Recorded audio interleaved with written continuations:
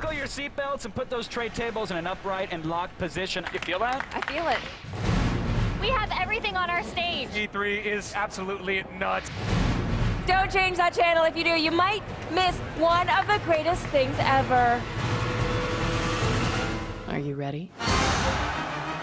We've got pretty much every game that matters.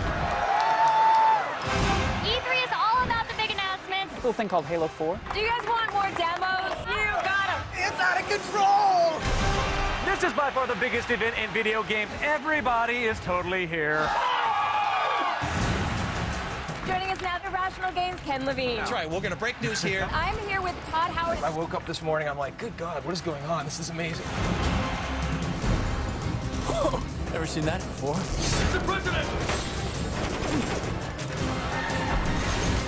That is crazy. You know it!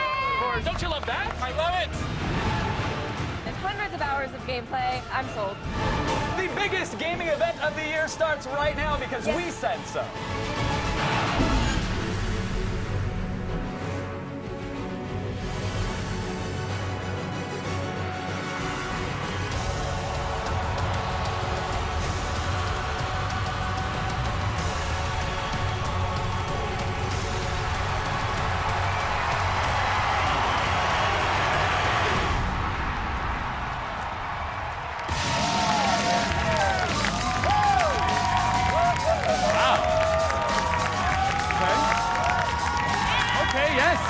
Yes, I will be excited too then. Yeah, you are excited. Come on. Hello and welcome to E3 12 Live. I'm Morgan Webb, and joining me once again are Kevin Pereira, Candace Bailey, and Mr. Blair Herder. Why, thank you very much. Hello, everybody. We're coming to you live from the center of the gaming universe, the Los Angeles Convention Center. We have 3 more hours of live coverage, and that person is very excited. There's one man who's excited. Thank you.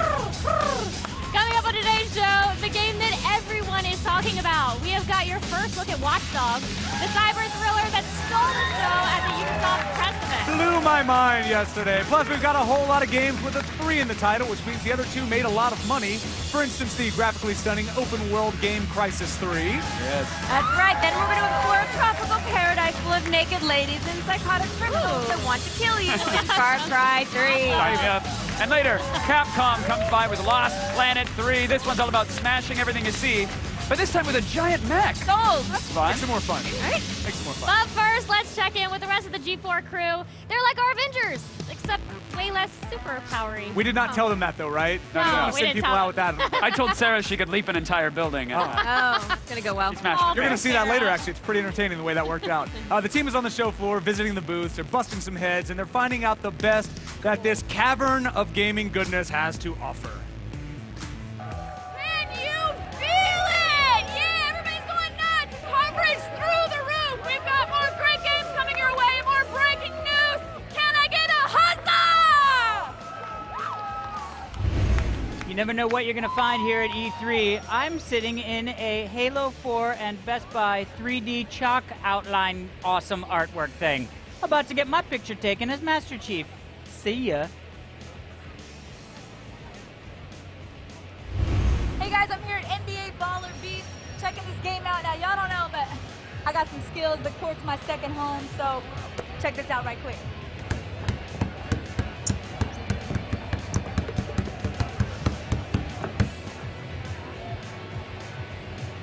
I told y'all. What? On to the next game. Hey, Matt Myra here. Check it out. That is the original alien prop from the 1986 movie Aliens. It's 26 years old. When I was 26, my hair had gone gray, and I'd lost most of it. This is aging better. This is the only way to get around at this point, really. Make sure you stay tuned. We got games and demos coming up. Sarah, Sarah, Sarah. Thanks, y'all. Today I will be hanging out at our Twitter wall, which might be sentient. I'll be giving away prizes all day, so you don't believe me? You don't? Well, how about this? Twitter user Mr. Smiley, you have just won a PlayStation 3. Yay! I like your name. Today we'll be giving away another PlayStation 3, a Nintendo 3DS, and an Xbox 360. If you want to have a shot at winning one of these consoles, all you have to do is head over to g4tv.com/E3sweeps and use the hashtag E3 on G4. Now this hour, your tweets will enter you for a chance to win a Nintendo 3DS. And now let's send it over to Kevin and Morgan for our first demo of the day. I like it. We don't mess around. No, We go she's straight to so the demo. kind. Yes, and thank you, Santa Bailey, for giving away the wonderful prizes. Hey, Crysis 3 is the latest visually impressive open-world game from the graphics card melters at Crytek. The urban jungle of New York City has been turned into a literal jungle, and you'll be taking down enemies with a deadly compound bow. Let's go hands-on.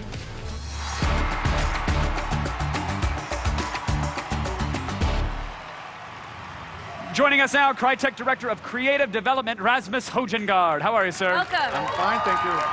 Thanks for coming here. I'm a huge fan of the series, but I do not know what happened to New York. The nursery has gone out of control. It is suddenly a jungle. Yeah, so the game basically takes place 20 years after Crysis 2, and Cell Industries, which is one of the organizations who fight in Crysis 2 and in Crysis 1, they've gained a lot of power, and they've built these massive nanodomes over a lot of cities. And these domes basically accelerate plant growth, which cleans the cities from within from any leftover Ceph pollution, the alien race Ceph. What they're really doing is making sure no one disturbs them while they're researching all this Ceph technology, which they're really interested in, because ultimately they want to have global domination, and they believe that this technology is... That old global domination thing again. Why do they always want that? It's money, baby. Ah. So now inside these domes, there's not a civilian population. No, there isn't. There are people that you help in there. There is a group of kind of like rebels, if you will. But part of making sure that people understand how evil a corporation cell is, everybody has been thrown out of the cities. Peacefully have been forcefully rejected from their homes.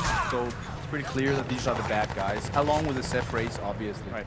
Now, what are we looking at right here? I saw a little stealth mode action there, and seeing some bow action, and now it looks like something that's going to put bullets through people. Yeah, I mean, one thing we're pushing very hard in the game is that Prophet, which is the character you play, is the hunter within this urban rainforest setting.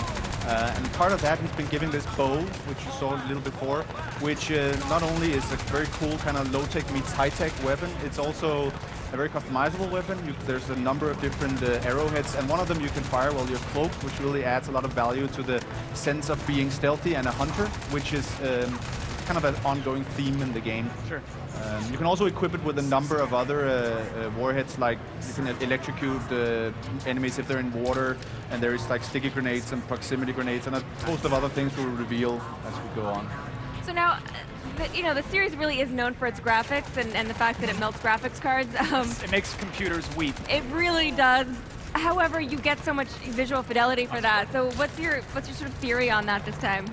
Well, I mean, we definitely want to push the high end. You know, PC is definitely a driving platform for a lot of the visual goodies we want to put in. I can't really go into detail about what exactly is going to be there, but we obviously want to make sure that everything looks good regardless of platform, but we also want to re-establish Crytek and Crysis as kind of like the benchmark setter for visual fidelity on the high-end hardware, right? So, and also the environment that you play in, this whole setting of a completely overgrown city.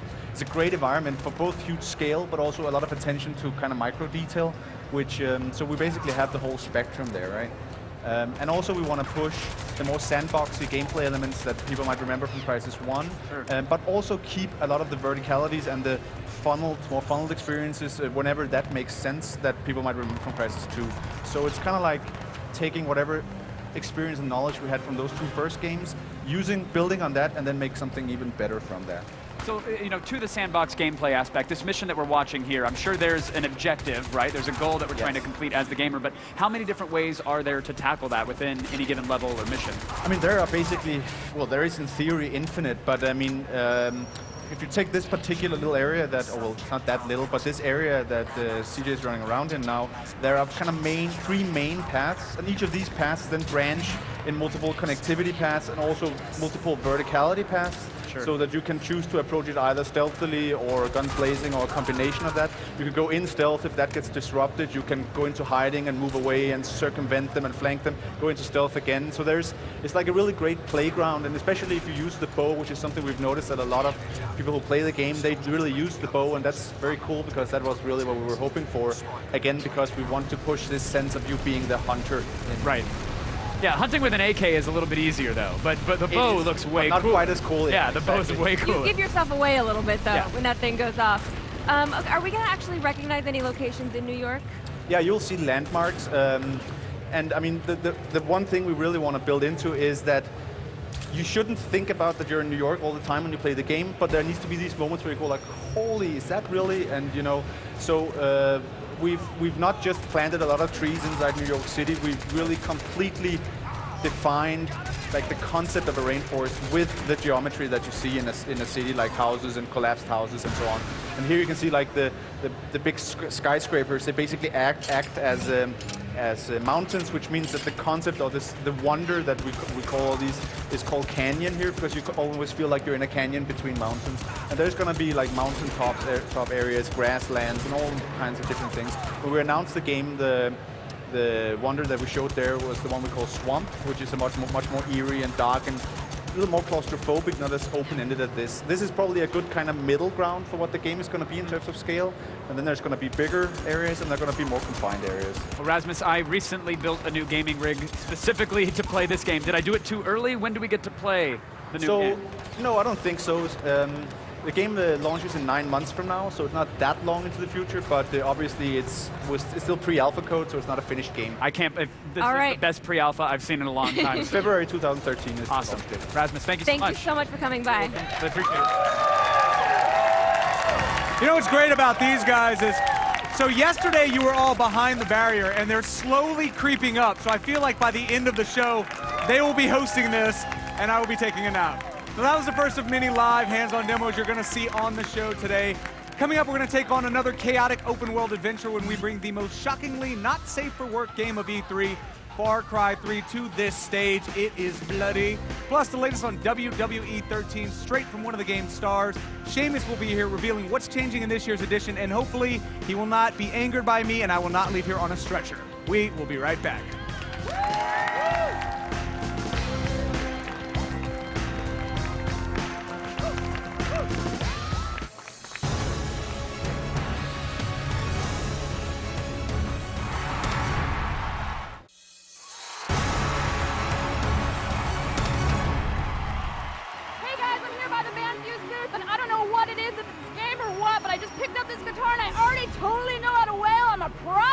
Check it! Here we go! Go!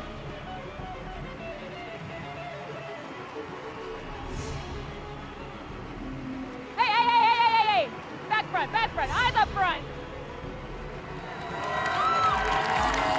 How do you follow up a demo of Crisis 3 with a demo of the game that nearly melted our censor button during the Ubisoft press conference? Yeah, I was there. We were sitting behind them. They're like, oh God, red button. Far Cry 3 has you fighting for your life on a tropical island full of gun-wielding thugs who won't hesitate to kill you. Nope. After, of course, delivering a cool monologue. That's what all the kids are doing these days. Yep. Let's go hands-on Far Cry 3.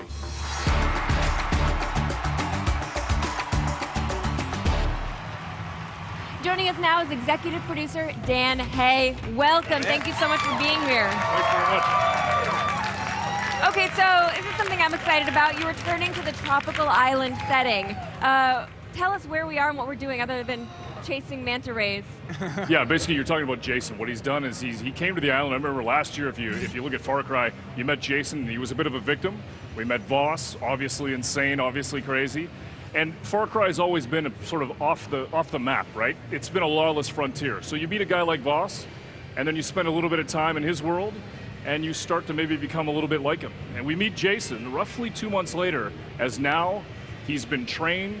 He's gone the way of the warrior. He's covered in tattoos. He's got a brand new bow that he's going to use, and he's going to basically go and find Boss and get payback. He's also clearly learned how to talk to the ladies. Oh, yeah. What we saw in the Ubisoft press conference as From well. the demo, we definitely saw that. And what we saw in the demo, too, we saw a lot of incredible knife combat. So obviously there's a lot of close quarter stuff in the game. But the Far Cry series, one of the hallmarks has always been how big the environments are. So what kind of environment, how large are we looking at this year in this game? Well, I mean, we talked about it in the press conference. It's not one island, it's not two. There's a whole archipelago that you can basically explore. And it's about the freedom to explore. Play the game your way, right?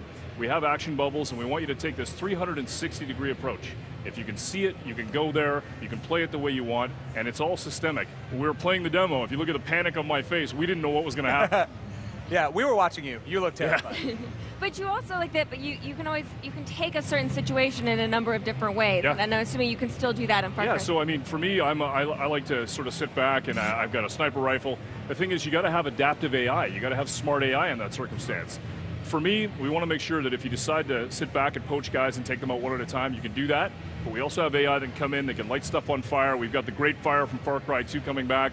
The whole place can go up. We've got dogs that come after you, using the environment, using the animals, which you're actually going to see in the demo. It's pretty cool. So how these, I mean, I don't want to say infinite amount of options, but how do all this massive amount of options, how does that affect the storyline? Is it going to be, do you have branching storylines, or is it completely linear? What Jason's doing is he's come to the island, and he didn't realize what he was walking into, right? Pretty normal guy, and basically his friends were taken. And now his job is to figure out a way to get his friends back. And as he does that, he begins to get pulled into the island. He meets Citra, who we all saw, and he begins to fall for that. And the question is, you know, it's player choice. Which way are you going to go? And we take that all the way from the meta, all the way down to the moment-to-moment gameplay. Player choice. How are you going to go in? How are you going to do it? Are you going to do it stealthily? Are you going to sneak in? Are you going to go in guns blazing? So yeah, I was going to ask you, what mission are we on right here? And can you tell us a little bit about what we're doing? This is where Jason is going after Voss. Basically, this is Voss's compound. Voss is obviously a weird guy. He's got too much power, right? And we think of him like almost a tortured artist. Right. What he's actually doing here is he's been torturing your friends, and he's created these little installation art pieces where he can play them back to you.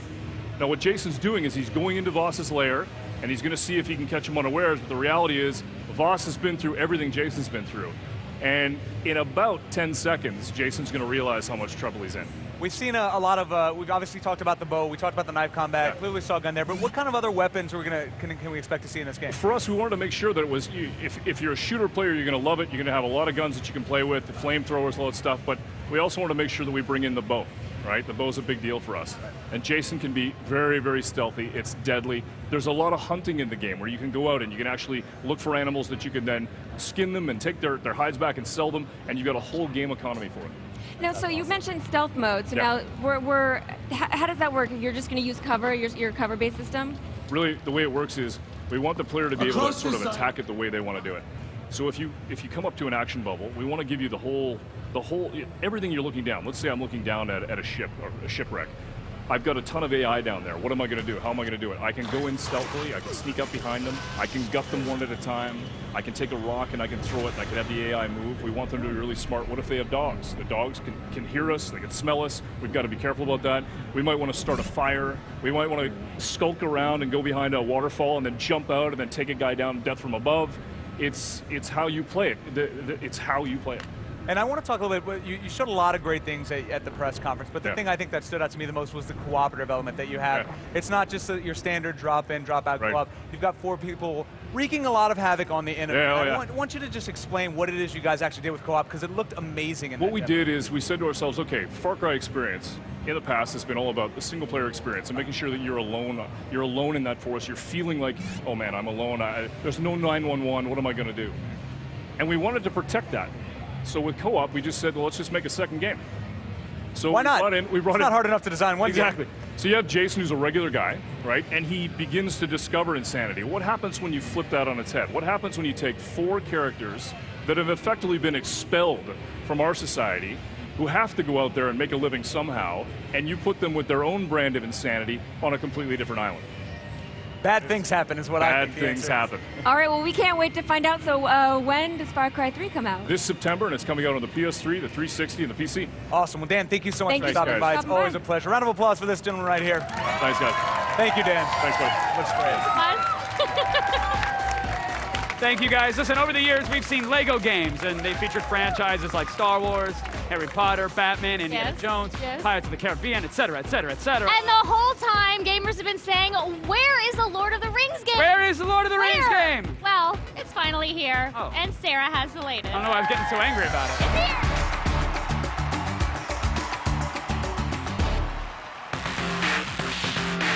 I love Legos, and I love the Lord of the Rings. If only there was one way to bring those 2 things together.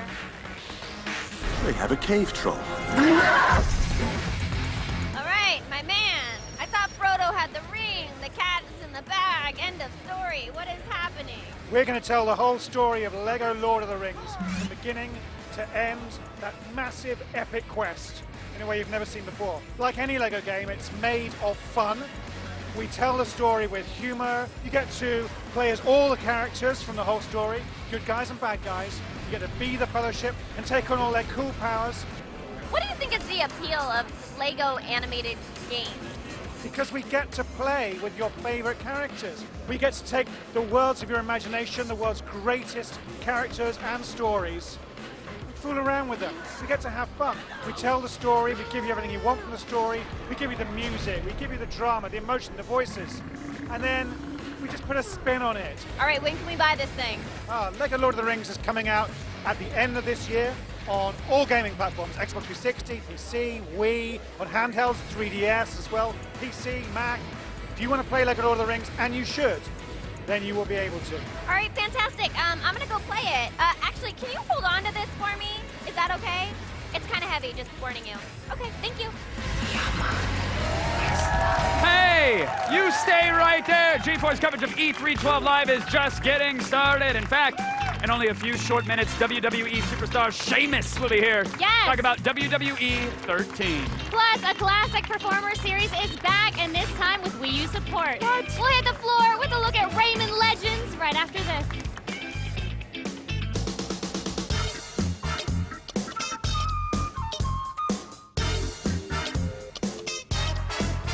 G4's live coverage of E3 2012 is brought to you by the all-new Ford Focus ST.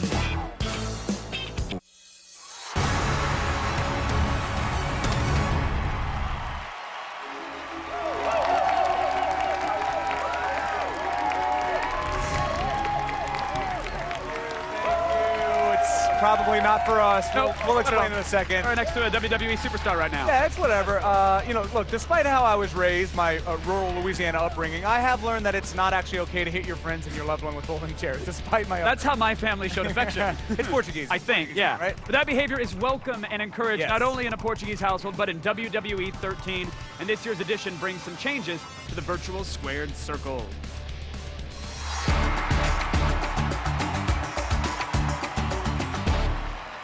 Just get closer. He's just getting himself closer to me. It's fine. Big WWE dwarf. superstar Sheamus, ladies and gentlemen.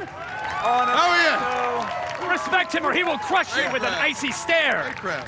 I love how he's like, look, I know I'm going to tower over them anyway, but I'm going to do my hair super high, too. Exactly. Just to add some height. Sheamus, this is looking to be, look, the WWE games are always huge games, but this one looks to be the biggest one yet. Over 70 characters in the game. Can you name a few, besides yourself, of course, and why people would want to play with anyone? Not that besides anybody else yourself, of matters, course. yes. Believe it or not, actually, it's great. The current superstars are revealed right now. Obviously, myself, CM Punk, Mark Henry, and Big Show. There are going to be a lot more superstars revealed, but they'll be over time. I know SummerSlam's going to be a big time for us as well. Not just for that huge pay-per-view we have, but also because THQ are going to announce some more superstars and downloadable characters that may be added. The big thing this time, of course, is the Attitude campaign, which is basically the chance to relive a lot of the great Attitudes feuds and storylines and matches from who so far Stone Cold Steve Austin, Undertaker, and Mankind have been basically revealed. You know, it's the revolution. WWE13 is the revolution. They say Attitude Era is the revolution. Punk talked about a revolution in WWE right now. So we're really excited about it, and be able to mix and match the Attitude Era with the current crop of superstars is a dream for everybody. Plus, on top of that, the actual technology is off the charts. I had a chance to play this game earlier on. Man, the graphics are greater. Yeah. The audio sound actually feels like you're actually with the crowd noise and the commentary. It feels you're actually at a WWE show, so you're experiencing that live feeling. And I said that even the moves are greater. My attire, all the entrances are pumped up. They're all updated. And I feel like a big kid here again. They're dragging me out of that room. Greatest on-air promo we've ever had on E3. They drag me out of that room. Actually, it's still up there playing it right now. He's like, I got to do the stupid interview, then I'm going right back to play the game. Yeah. Now, when they capture your performance, are they taking video of your ring entrance and of your moves, or do they cover you with ping pong balls and have you actually recreate yourself inside of an arena? I wouldn't let anyone put ping pong balls to me or crazy glue ping pong balls to me. But we have people. I think the technology as well is based on our entrances. They're all studied down to a T, so everything is actually exactly how it plays out on television. And all the moves are updated. Characters are constantly evolving. So because of that, you know, THQ realized that they have to keep up with that, and on WWE 13, that's why everything is straight up to date and on the ball. Also, you see here, we got spectacular moments there of the ring falling apart with Big Show and Mark Henry. Big Show suplex and Mark Henry.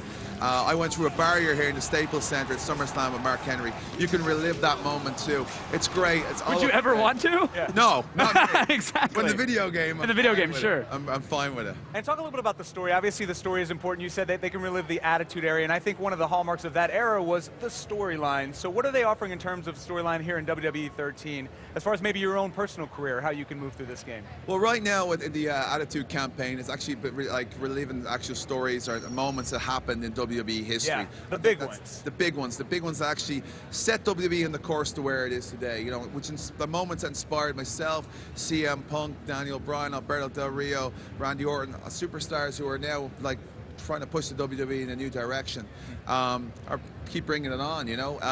But I can't reveal too much, of course, because we don't want to kill the buzz right away. All I can tell you is the Attitude campaign is off the charts. As I said, I'd still be up there playing it right now. Some of my favorite moments and some of my favorite superstars, and I can tell you it's great. Well, Seamus, when do we get to explode a McMahon's limo or hit somebody with a chair or fall through a barricade at Staples? When do we get to play it? You got a great imagination. I recall a limousine blowing up. I recall that. It did happen. That's kind of a great thing about WWE. Anything can happen, and everything pretty much does. But someone tells me you're a close friend of The Miz, right? It depends on how you are with The Miz at the moment. Because I hate the dude if this you man here is close friend of The Miz. No. I just whenever a wrestler asks if someone, are you guys good? No, you know, I've talked nothing but great things about this game, right? It's off the charts, as I said. The only thing was, I was very disappointed when my overall score was exactly the same in The Miz, which is 89. Oh, I disagree with that categorically. Absolutely. Everybody knows. I hate we that talked too. about that. Everybody knows The Miz couldn't kick snow off a rope or fight his way out of a paper bag. Absolutely. So I still don't know why my score is the same as me. I'm really disappointed. All right, so when can people expect to see this incredibly unbalanced fighting simulator? When can people get their hands on this game in store? October 30th, fella, the day before Halloween. It's when it all breaks loose. The biggest WWE game ever. WWE 13th, fella. It's coming soon. Let's go, Kevin. Let's just get off the. He's good. I love it. I thought you were going to. You're good, man. I'm taking over the show. Sheamus, everybody. He's good. Thank you, Sheamus. You're way better than The Miz. Way better than The Miz. You're all right. Sheamus, I love your hair. It's awesome. Cool hair. I like it. Okay. All right, let's see what's going on in Twitterville, shall we? All day we're tracking the most popular games that everyone is talking about, like, surprise, surprise, Halo 4. It's been at the top of the list the entire time. We're also counting the total number of E3 tweets, which now sits at just under 2 million. Crazy. Now, if you got something to say and you feel like winning stuff, all you have to do is tweet using the hashtag E3 on G4 and head over to g4tv.com/E3sweeps. Who says platformers are a dead genre? Fools! That is who! This fall, Ubisoft's got a follow-up to Rayman Origins on the way, and it fully embraces the Wii U's new touchscreen. We have got all the details in this floor report.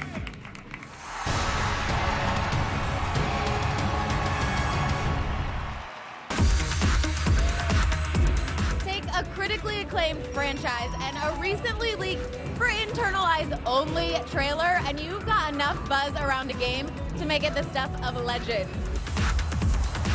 I am here with Michael, who is the senior game manager for Rayman Legends.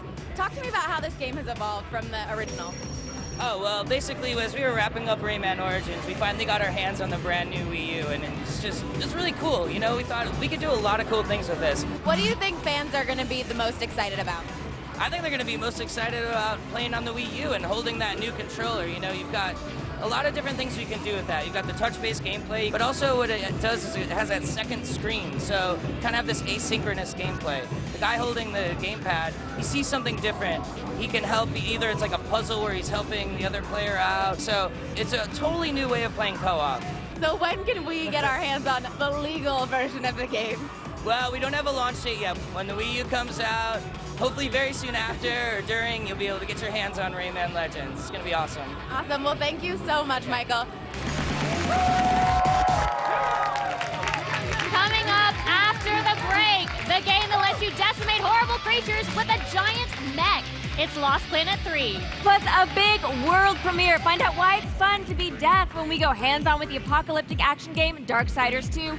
We will be right back. Yeah! It's always fun to come to E3 and check out what's new and hot in the world of video games, but I love Retro Corner, where you can check out games from your childhood. We had Astro Blaster over there, Donkey Kong Jr., 1942, Ms. Pac-Man, but my all-time favorite, Galaga. Give it to me, the tabletop with Galaga and Ms. Pac-Man. It's been a while since games cost a quarter. I mean, when is the last time you heard this beautiful sound? Oh, give it to me. Here we go.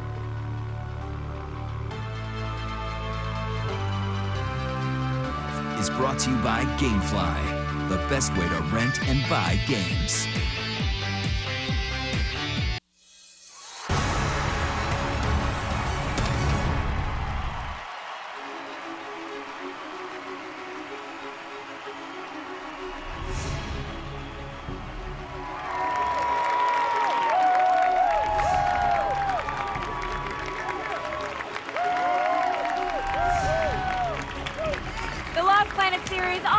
Players against enemies that are enormous in size and incredibly difficult to take down. But in Lost Planet 3, you get to turn the tables and bust heads while operating a giant mech. Let's go hands-on for more.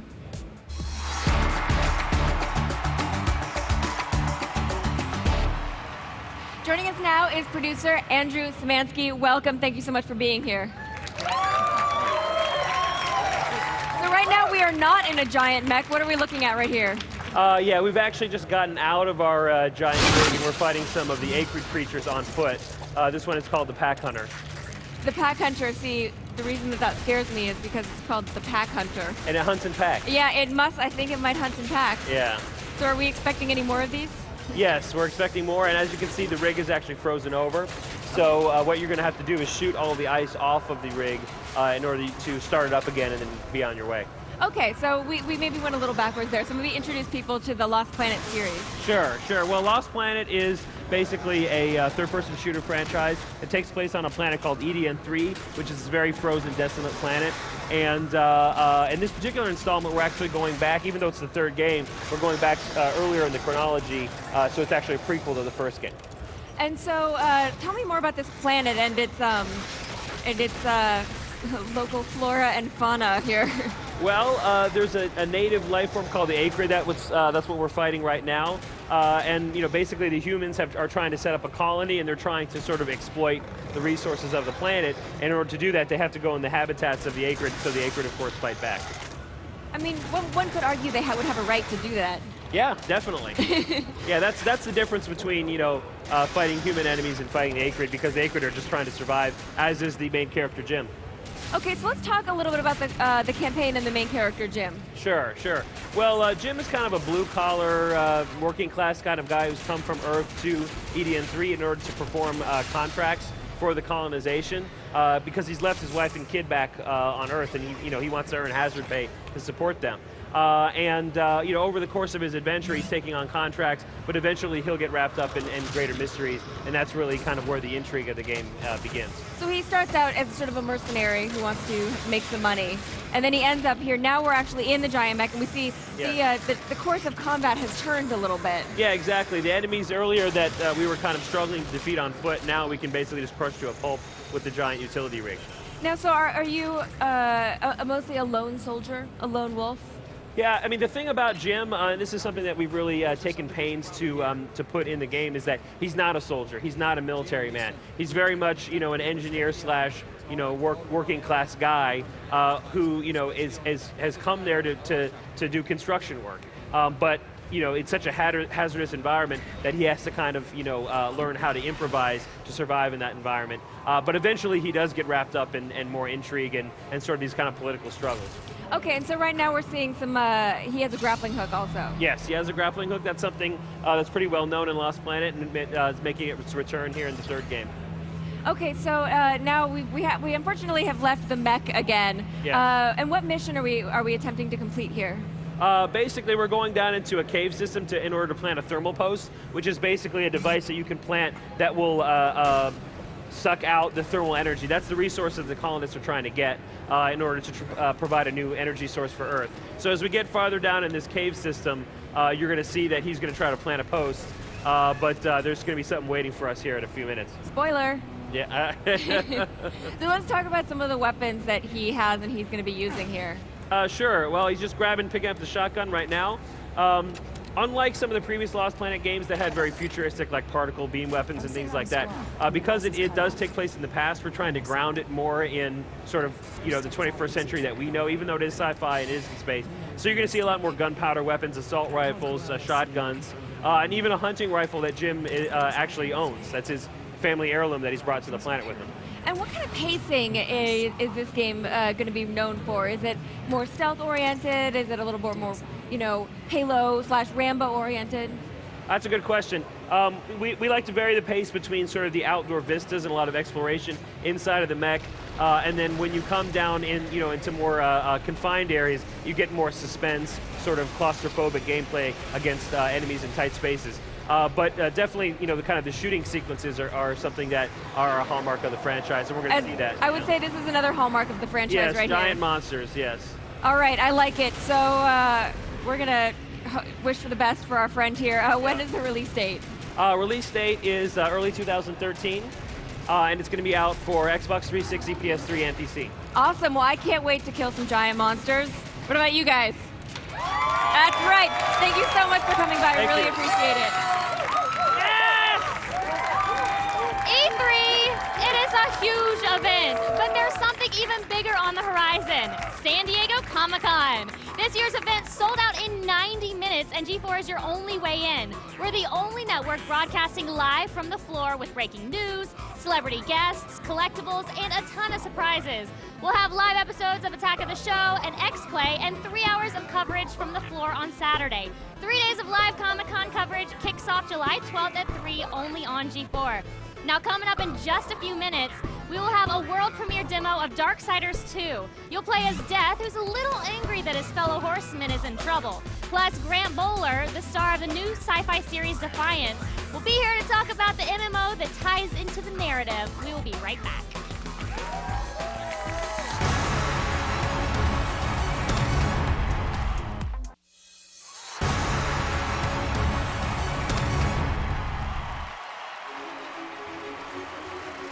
Yeah! Hey guys, I just got done playing Halo 4 and I won, so they gave me this. Isn't it cool? I didn't actually win it and they didn't give it to me, but it's still pretty cool. Now, it's got a lot of features on it. The left top button, that makes a cappuccino. The bottom right button kills people. So it's a very versatile machine. I think you can get it at Brookstone. I'm not 100% sure. It's from the future. But anyway, we're here at E3. Halo 4 is coming. Get it. If you don't mind, I have to go back to killing people. And I mean pretend to kill people because this isn't real.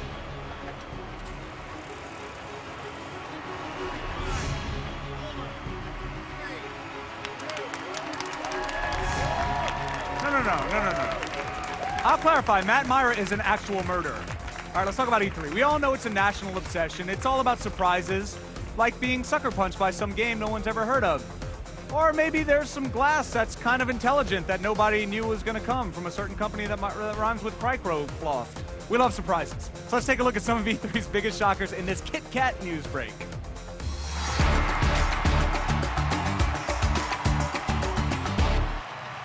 All right, join me in welcoming Eric from our website and everybody's favorite Larry. Mr. Major Nelson is here. You're good to see you too. Listen, I'm supposed to ask you what your biggest surprises of E3 are. I'm going to have you reserve your answer for after Eric answers. Eric, is it smart glass? Because we knew nothing about I was going to say we know about smart glass, but still, it's really an incredible piece of technology. I mean, watching what it can do, it makes second screen make sense now, because before I would never have done that, but it's quite powerful and quite interesting. Right. On the hardware level, that is something I think that everybody's talking about on the hardware front. But let's talk software for a second. I know that you guys have both been incredibly busy, and a lot of times you don't get to see as much as you would like. So maybe what's kind of the buzz you guys have heard? What game do you think that people are most talking about here at this show? Larry, we'll start with you. Well, I'm going to start with Halo 4. I mean, obviously, it's near and dear to my heart. When I just left the Halo theater, and if you look at the top there, I mean, there's all these ribbons from all the awards that it's won, Best of Show, and the list goes on and on and on and on. So, I mean, the team at 343 Industries has done extraordinary work with the Halo universe. And when people get their hands on this gameplay later this year, they're going to be stunned. I could not agree more. I think people's expectations were already very high. The content you delivered was unlike anything I think people expected to see, and that's really hard to do in an age where secrets are incredibly hard Everybody to keep. knows everything. Yeah, of which you kept 2 really big secrets this year, so well done on that, sir. And Eric, on your end of things, you know, you've been covering the lead up to this for months now on G4TV.com. Is there anything that maybe didn't meet your expectations? Were you hoping to see more of something, or maybe something that just disappointed you? Not disappointed, but would like to see more from Star Wars 1313. We got a really brief glimpse of it. Only a couple seconds of real gameplay, but it looks incredible. Looks very clearly next gen, so that's obviously an interesting standpoint for myself. Now, Lyra, this is a hard thing to ask you because I know everything that you guys do is so near and dear to your heart. Yes. A non-Microsoft property, a game that really stood out to you, something that you maybe were thinking, God, I really wish we would have done that first. Yeah, I mean, that is a tough answer. I don't know if I'm going to be able to politically answer that one. I mean, I just look around at some of the great titles that they have on the other platforms, and it's good to see that type of innovation in this so far in the cycle. So I'm going to pass on that question. All right, but we'll talk later. Absolutely, tell me your answer. absolutely. That's fine. And then Eric, anything that you saw maybe that did exceed your expectations? I know for me personally, Dead Space 3, I had a really good idea of what the Dead Space franchise was. They came in, showed me some co-op that provided that crazy single-player experience, and I know for me that was like, wow, you've really done an effective job with that. I would say just total surprise was Watch Dogs. No one expected that. It came out of nowhere, and it was jaw-dropping. Everybody's talking about it. Just an amazing game that everybody wants to know more about, and unfortunately we're not getting too many details. Right. But, looks sharp, looks great. All right. And my last thing for you guys, Far Cry 3, Tomb Raider, a lot of bow and arrow. Do we think Hunger Games? Are we mad at them? Right? What about Hawkeye? With it? There's a lot of arrows in this year's E3. Yeah. It's the year of the arrow. Can we confirm Halo 4 taken has one bow of and the arrow knee? in it? Can we do one? Can we confirm Halo 4 arrows? I cannot confirm or deny, but I'll pass it on to the team. Yeah. I'm going to go with a no on that one, I think, right there. Guys, thank you so much for being here. I know you're incredibly busy. Big round of applause for these two Thank you. as well. And congrats on the glass. It is fantastic.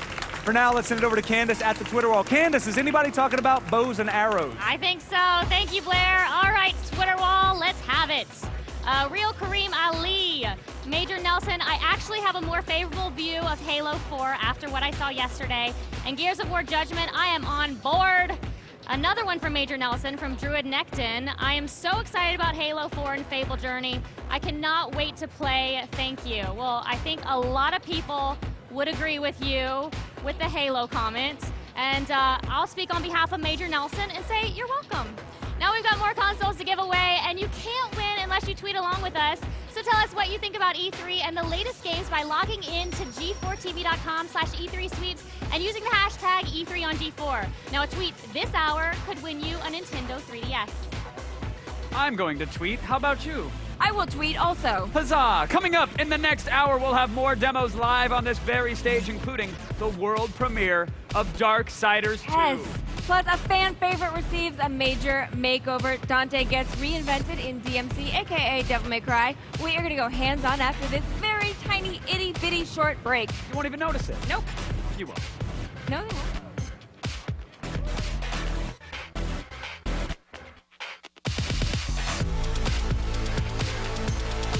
G4's live coverage of E3 2012 is brought to you by Kit Kat Bars. Break time, anytime.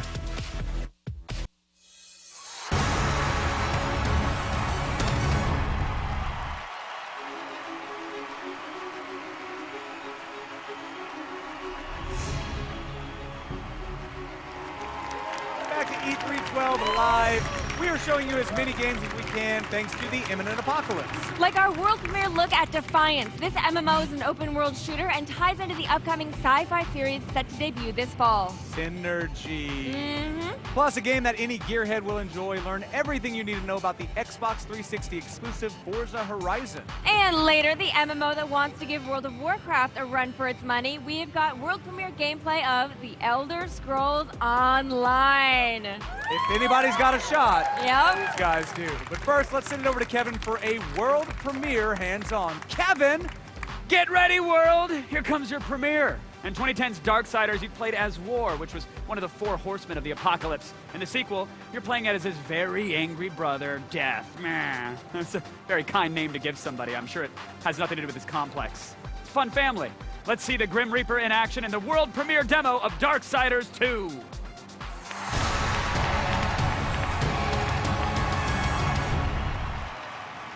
With me now, art director for Darksiders 2, Han Randawa. How are you, sir? Hey. Thanks for joining us. I'm doing really good. Really good. Good. Enjoying E3? Yeah, of what I can see of it, yeah, it looks fantastic. Well, good. Let's talk about the greatest thing here, which is, of course, Darksiders 2. Absolutely, yeah. For the uninitiated, what type of game is Darksiders? So Darksiders is action-adventure. It's got like a lot of loot in there, a lot of questing, a lot of interaction with PCs. We've got 4 major environments. And yeah, it's basically the sequel to Darksiders 1. Okay, and in this one, this is what's this exclusive here? This is a battle between War and Death that's coming up? Yeah, it's a little kind of a battle that's coming up now. But before we get there, just explain a little bit what Death's doing here. Please. Looks like he's murdering people left and right. Well, they're not technically people, they're kind of skeletons. Okay, fair enough. So decapitate away. Right, yeah.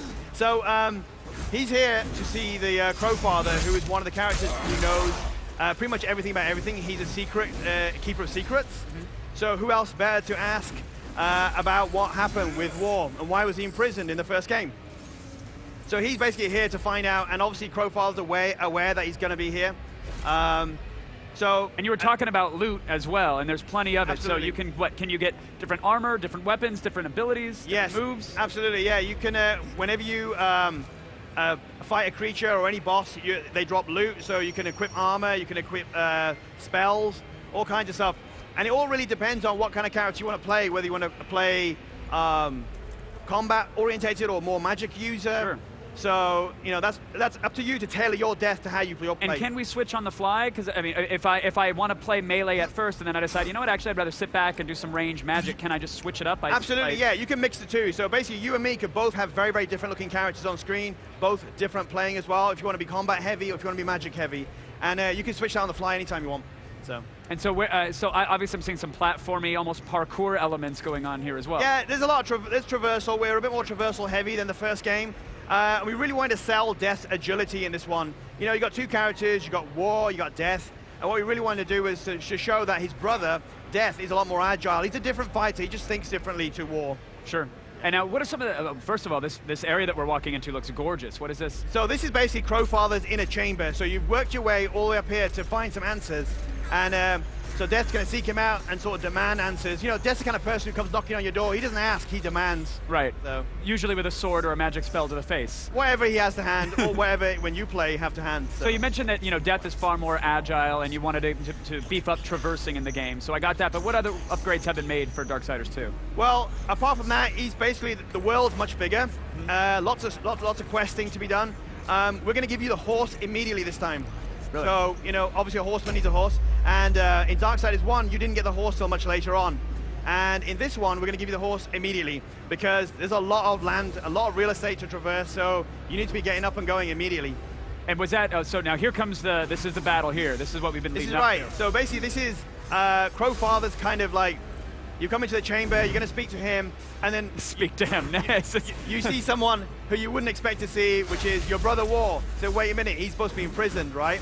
Right. And you can really see the two characters' play style. It's a chance to actually see Death again, battling the way he does, using his kind of moves. Sure. And this is probably the best example of where you can really see the differences. And I love how just dynamically the game switches. And I mean, from, you know, earlier it was multiple enemies. We're bouncing from skeleton to skeleton. Then we're traversing. Now this is a serious one-on-one battle. Absolutely. This is two horsemen, two brothers, 2 Nephilim fighting it out. Basically, this is really kind of like a chance for the player to see these 2 guys in action on screen. Incredible. And so we got some quick time events happening in between the action as well? Absolutely, yeah. You're going to see beat prompts, and really you're going to want to use those when you get overwhelmed by a lot of enemy. Because later on in the game, we're not just going to throw you 1 or 2 guys. You're going to have like hordes of skeletons, and then you're also going to have big guys as well. So you're going to have to learn how to sort of, you know, tailor your fighting style to these different kind of guys. So. And now, of course, you mentioned there's tons of loot. Like, I'm a fan of any game that gives me shiny objects to collect or equip. Yes. What are some of the weapons and spells that we're seeing here? So what you're seeing is using your scythe, which is a big all-round kind of weapon. So you can use it in many different ways. And what you just saw there was an axe, which is a heavy weapon. So this is your secondary set of weapons. So these inflict a lot of damage. There's timing involved, so there's a little bit more of a wind-up to these kind of things. Great for clearance if you want to. And then you might want to also switch to melee weapons as well, which is claws and all kinds of things like that. So. He's almost. I want to see this death animation so bad. As an art director, Han, like what are you trying to evoke visually with the styling of the characters, the color, the designs, the levels themselves? Absolutely. Well, as you know, our creative director is Joe Mann, fantastic comic book artist. So really, my mission really is to bring those visuals to the screen and make sure something from 2D goes to 3D and we don't drop a beat. We basically make sure we get that all perfect, exactly how Joe would have imagined it. And yeah, and I think the team's done a fantastic job. I mean, looks amazing. Couldn't have done it without that team. Looks so. gorgeous. Well, give the team a big pat on the back for us, and please, Absolutely. when will we get our hands on Darksiders 2? So you can get Darksiders 2 August 14th on a PlayStation, Xbox 360, and the Wii and PC. I love it. You're basically on anything and everything. Wherever you get it, you'll get it. Han, man, thank you so much for sharing it. I appreciate it. Thanks, man. And make sure your kids know how damn cool you are and how an amazing job you have. Make sure they know. Okay, absolutely. And tell your son to give you back your hoodie. It's very inside, but give him his hoodie back. Thank you. Oh, hey, didn't see you there. Thanks. E3 may be dominated by big-budget blockbuster titles that rival Hollywood movies, but it is also a place to check out the latest mobile games. Let's send it over to Jessica, who's on the floor with 3 new titles from Square Enix.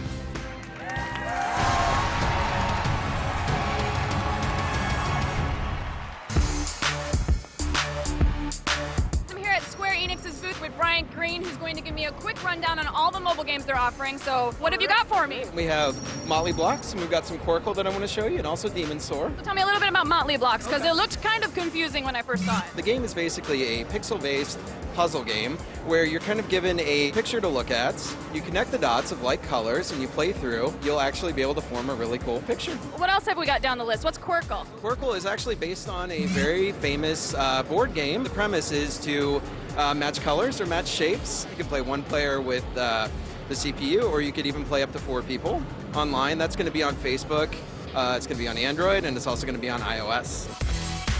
Demon's Soar. Tell me a little bit about this. It's kind of an action game, kind of a shooter game, but it's also very rhythm-based. It's about a girl, and she's lost her father. He was taken by demons. You play through her vicariously to destroy demons and save your father. Guys at home, don't forget to fire up those iPhones and Androids. It's time to play some mobile games. For all of the latest news, be sure to check out G4TV.com for their E312 coverage presented by the all-new Ford Focus ST. That's a good car and a great website. It is. Coming up in just a little bit, we've got a hands-on demo of the all-new, revamped, rejiggered, remade Devil May Cry. Plus, we are going to hit the floor and drop you into the driver's seat for a look at F1 2012. Find out what to expect in the Formula One racing sim right after this short break. What? Oh, hey, hi. How are you? Welcome. E3 is not only about groundbreaking games, but when you have those groundbreaking games, you need groundbreaking accessories to play those games. Hence, the Afterglow 2.0 from PDP. Amazing accessories.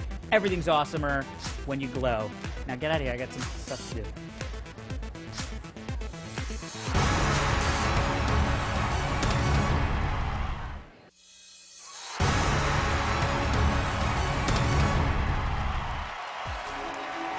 It's super fun, launching people in the air and then beating the crap out of them while shooting 2 pistols at them at the same time. And that kind of over-the-top action is a staple of Capcom's long-running Devil May Cry series. Demon Hunter Dante is getting a makeover in the upcoming reboot, and we have got, right here, a hands-on demo.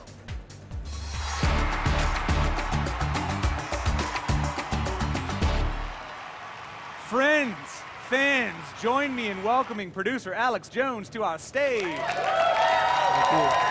They love you, man. They love you. Feel it. All right, so what we said in the intro, I think it's important to point out, the new title is getting a reboot. Yeah, I mean, we're calling it here a rebirth. So it's a retelling of Dante's origin story, but it is going back to the beginning.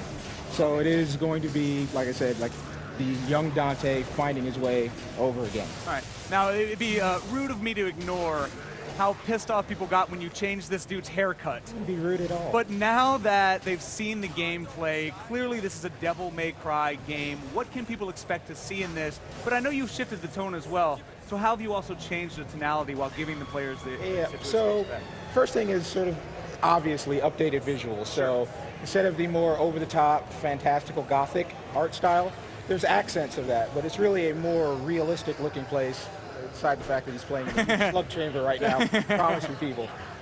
This is that it's a more literally relevant game visually. Obviously, Dante is a more edgier looking character, I guess, in a way, a little less fantastical as well, more human scaled.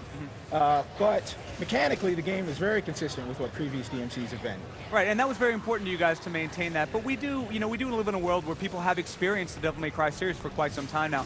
So how do you update that combat and that gameplay mechanic while still remaining true to what you guys had? Largely, it was a sense of just deepening it. So what we wanted to do was make sure that the depth was there for hardcore players, but then maybe better than some previous DMCs had, not make the barrier to entry so forbidding for more casual players. So an excessively skill-based input system that has all the depth people want, but doesn't intimidate more casual players as well. Okay, and is that addressed during various difficulty settings, or does the game kind of figure out where you are? You have all the difficulty settings that previous DMCs may have. So if you want to crank it up to soul crushing, have at it. If you want to hate yourself, if you want to feel bad, yeah, I'm an easy player myself, but a lot of my friends are hardcore, and we have that for you as well. All right, so some of the things you guys have been rolling out in recent months are these crazy, incredible environments, and as we can see here, extraordinarily odd enemies. What are we looking at on the screen right here? What is this thing? So this is from about the first third of the game, and it's actually a boss battle. So once again, you'll see some consistency, like a huge scale, very grandiose, over-the-top sort of experience.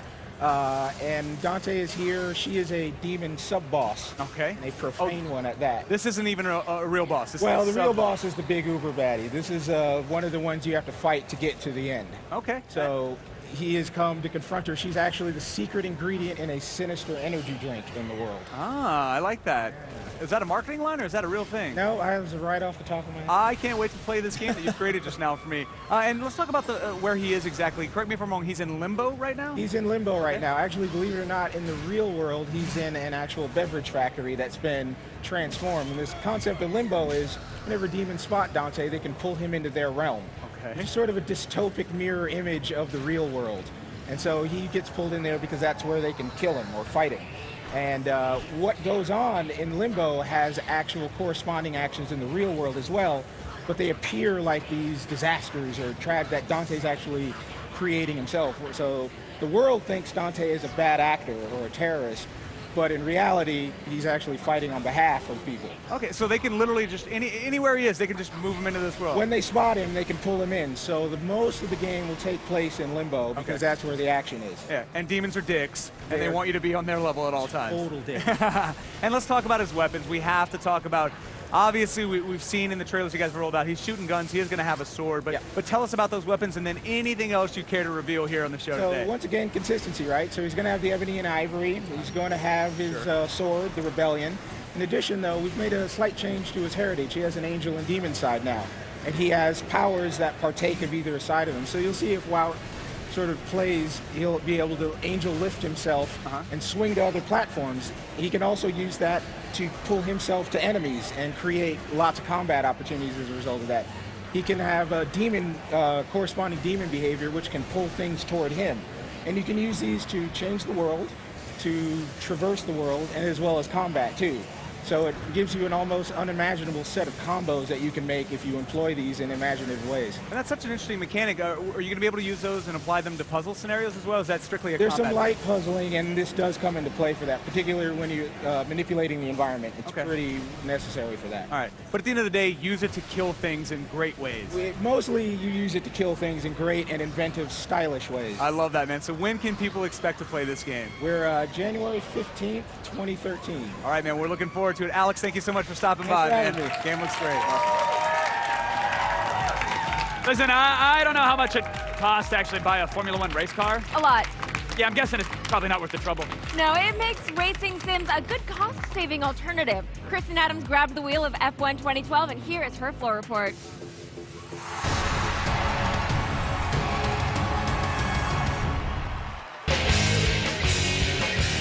Do you want to be a Formula One world champion, but you just don't have the wheels?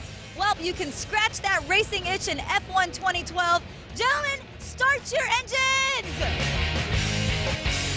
Tell me what F1 2012 is about.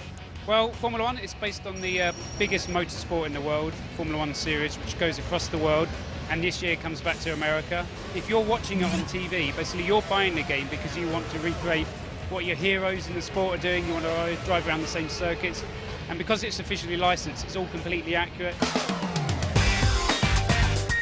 And you mentioned you can race on 20 different circuits in the game? 20 different circuits, yeah. And the circuits are true to life?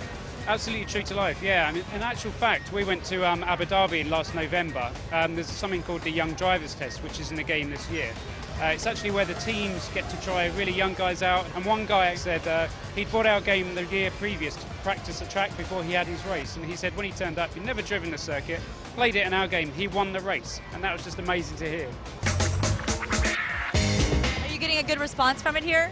Day one, it's been massively popular, yeah. What's the release date, platforms, and title this is available on? Our 2012 game launches in September this year. We do Xbox 360, PlayStation 3, and PC. Wonderful. Well, thanks for educating us on the world of Formula One. My pleasure. Thanks very much. Listen, if you leave now, you're an E3 quitter, and no one likes a quitter. That was aggressive, I'm sorry. It's true, though. You can quit, but I wouldn't, because after the break, we got some FaceTime with Grant Bowler, the star of Defiance, which is equal parts TV show and MMO. Plus, a demo of the Xbox 360 exclusive Forza Horizon. If you like driving fast and obsessing over cars you can't afford, this game is for you. We'll be right back.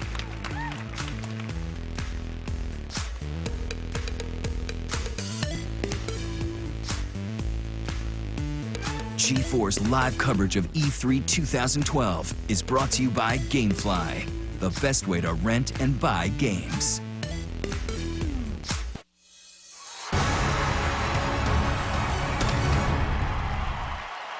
The cool thing about gaming, young or old, retro or new, everybody loves it. So I'm gonna get my Pac-Man on right now. So you guys move because we've got so much more coming up from E3 on G4. Let's do this. It is incredibly difficult to launch a new TV series and probably even harder to launch an MMO, but to do both at the same time, well, that is madness. Insanity, but it's happening. Defiance is a new show coming to Sci-Fi this fall, and we've got its companion MMO right now. So let's get some FaceTime. All right.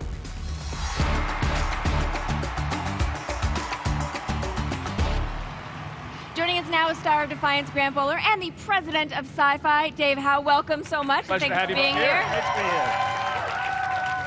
Okay, so Defiance is an MMO and a TV show. How does that work together?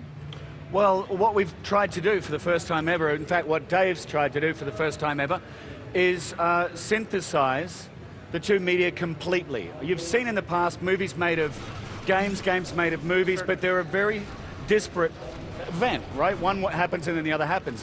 What we're trying to do this time is to create a total immersive synthesis where both occur at the same time. It's basically one world, but two ways in, through the game or through the TV show and the interaction between the two. Now, Dave, when you greenlit this, did someone explain to you that this is ambitious and it is damn near impossible? They did. A lot of people tried to talk us out of it because no one's done it before. To Grant's point, it's a long-term commitment. So it's taken us 4 years since we closed the deal with Tryon, and you know it's going to actually be state-of-the-art, and it's going to be groundbreaking in terms of it's a revolution in storytelling, which is how we like to think of it. What made you feel like this was it? This was the project? Like 4 years ago, what made you go, okay, this is the one, we're going to take that risk I on? think everybody's talked about, you know, what this thing called convergence and the screens coming together. What is unique about this is it is a set of characters and a storyline that was co-developed and co-created and will co-launched. So it wasn't a game that was developed independently and a TV series independently. This is two teams working together,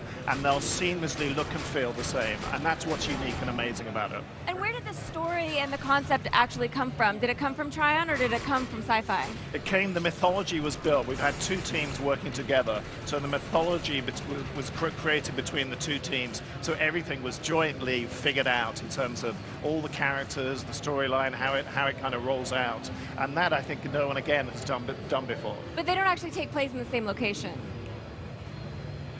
Sorry? They don't necessarily take place in the same location, right? They're in two different cities. They occur in the same universe, right. The same world, but they occur in 2 different cities. So that's how we create our buffer, if you like, between the game universe and the show universe. But they're close enough together that events in one can influence the other and back again.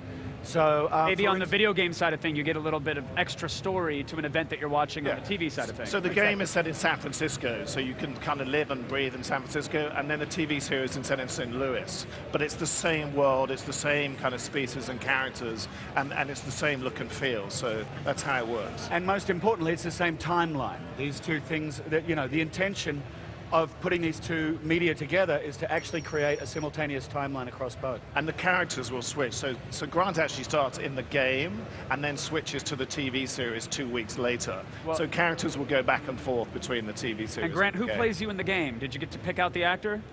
I got to do me in That's what I love, is that everybody that's involved really gets to play themselves. But you know what's amazing about doing the game is I'm so sick of seeing myself on television on screen.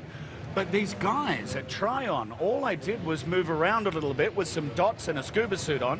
Yep. And then I talked a bit into a microphone, and they ran away, and they created this whole thing. Right. Suddenly you're an action hero that's doing barrel rolls and taking down. It's such a creative process. It's so freeing to do the motion capture stuff. I loved it. And he looks amazing in the game. Literally so lifelike. It's almost as though he's sitting here in the game. Right. Yeah. I thought you might have been a hologram like Tupac at Coachella. I didn't know for a second if it was virtual Grant or real you. I've got my hands full now. I literally simultaneously exist in 2 places at the one time. Perfect. 3, here, on TV, and in the game world. So let's talk a little bit about the game itself. It's not your typical MMO where you're kind of hitting 1 and 2 and kind of making macros and crafting and doing combos. What kind of game is it actually? Well, you're looking at a first-person shooter. Well, third-person shooter. Right. And it's, you know, because of the universe that's been created with the new mythology, what happens is you can choose your character from a variety of races. And the backstory of Defiance, well, I'll give that to you. I mean, the world that you're entering as a gamer. Yeah, the mythology is kind of pre-set up, so you join it as an Ark hunter. So the deal is the Earth has been terraformed, it's in the near future, and these alien Arks have crashed onto the Earth, and then there are these various pockets of civilizations around the globe, which are human and alien. So you get to choose who you want to be, and you get to kind of join the fight in the sense that these races are fighting with each other, the humans are fighting with them. So it's a kind of a rough and tumble world. And Defiance, the town, is basically the new frontier town. So it's where everybody comes together and they're trying to get along together. So it's like an immigrant drama amongst these various species. So it's a very cool concept. Okay, so we've waited a long time for this. You guys have obviously been working on both the show and the MMO for a long time. When is it actually going to come out, and when can people start watching? April 2013 is when we're going to launch them both together. April 2013, April of next year. All right, and Dave, real quick, the promise of this type of convergence between the interactive and the linear experience, it's been promised for years. I know this has been in development for years. Do you think from here on out, like, is this the catalyst? Is this what we're going to see? The future of properties, they have to be simultaneous, and then the iPad version as well? And I think this is the blueprint in terms of co-developing and co-creating something and having a TV team and a gaming team work together. So it's like, you know, we've learned a lot about video gaming, and the gaming team's learned about character drama and development and all of that stuff. So going forward, you know, we've figured out a way to work that can be a model for anybody else to do this kind of thing. It's incredibly ambitious, but it looks like you guys are poised to pull it off, so thank you for sharing it. I can't wait to play it personally, so thank you guys very much. Thank you. Appreciate it. Grant and Dave. Hey, we're having fun here at E3 right now. You're doing good, Candy. Are we having fun? G4's American Ninja Warrior pits athletes from around the country against the world's toughest obstacle course. Even the strongest women will fall victim to the course. G4 presents American Ninja Warrior. Our next competitor is 37-year-old Selena Laniel. She's a single mom, and her 2 biggest fans, her daughters, are right there on the sidelines to cheer her on. Mom, you got this! And keep in mind, no female in Ninja Warrior history has ever beaten this course. Selena taking a cautious approach through the quad steps. That's plenty of time. A little fireman scary here on the log rip, and she holds on. Come on, Mom! Excellent performance to this point. Oh! Well, that's another way to get across. Yeah, that's a clock killer, but she's still alive. Something tells me Selena can get a boost off of that thing. It looked like like her legs buckled a little bit. Oh, close. This sucks. Now I'm dancing. Yeah. You just saw that. Who's going to emerge from the semifinals and move one step closer to our tiny little purse of $500,000? Find out this Sunday night at 9 o'clock on G4. Go to facebook.com/Ninja Warrior for exclusive clips, interviews, and more. And coming up after the break, a game that can simply be described as car pornography. Oh, I like it. It's dirty, it's filthy, it's so nasty it's illegal in Missouri. Car porn. Nice. There's nothing illegal in Missouri. You're welcome. Forza Horizon on the way. Plus, one of gaming's most loved fantasy franchises is finally heading online. We will have a world premiere look at the Elder Scrolls Online and more right after this. It's gonna be awesome.